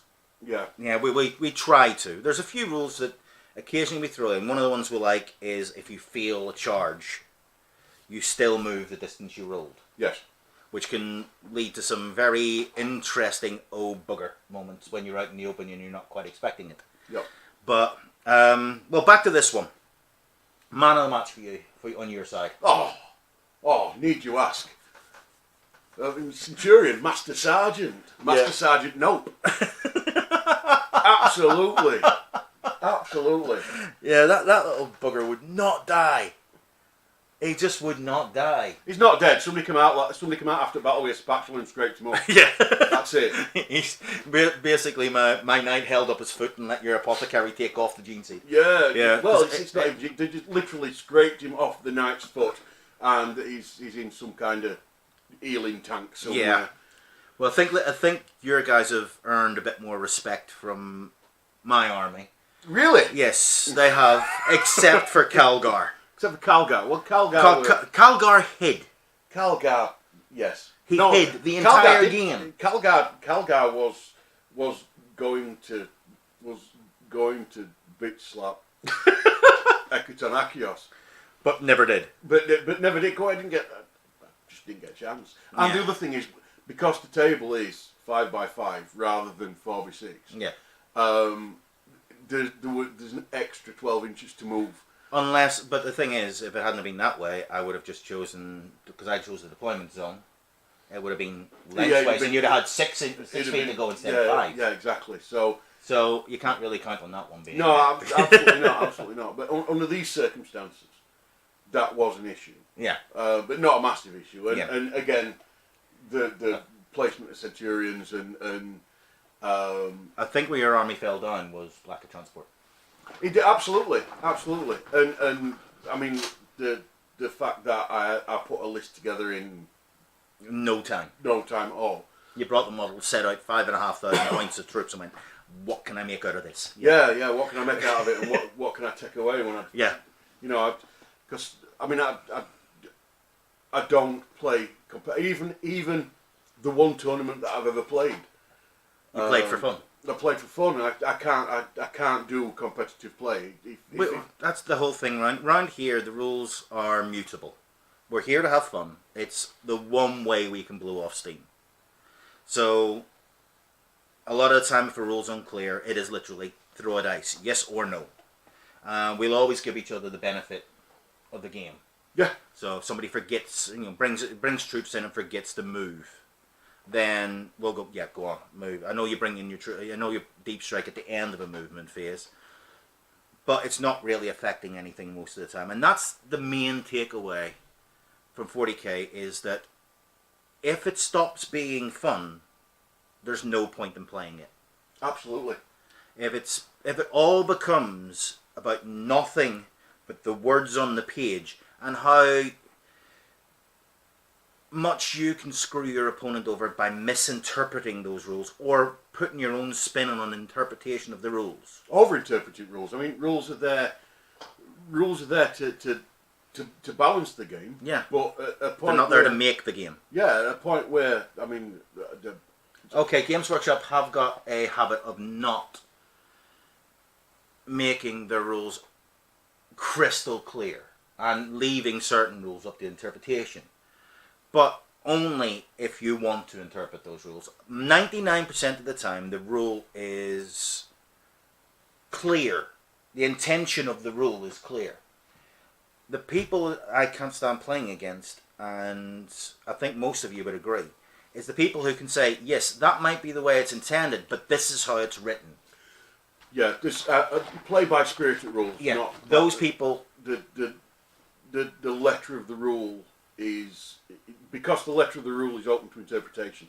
I prefer always to play by spirit of rules. Yeah. And spirit of the rules is that you sit around a table, have a good laugh, and somebody wins and somebody learns from losing. That's Whereas today it was very, very, very, very, very, very, very close. One more. I think we would have drawn. To be honest, I think if we'd have gone the full rounds, we would have come to a draw because I was running out of units. I think I had a very, very lucky turn. No, the thing for me with it is that you were still drawing objectives, right? And on an objective-based game, you have more units to capture those objectives than I had left.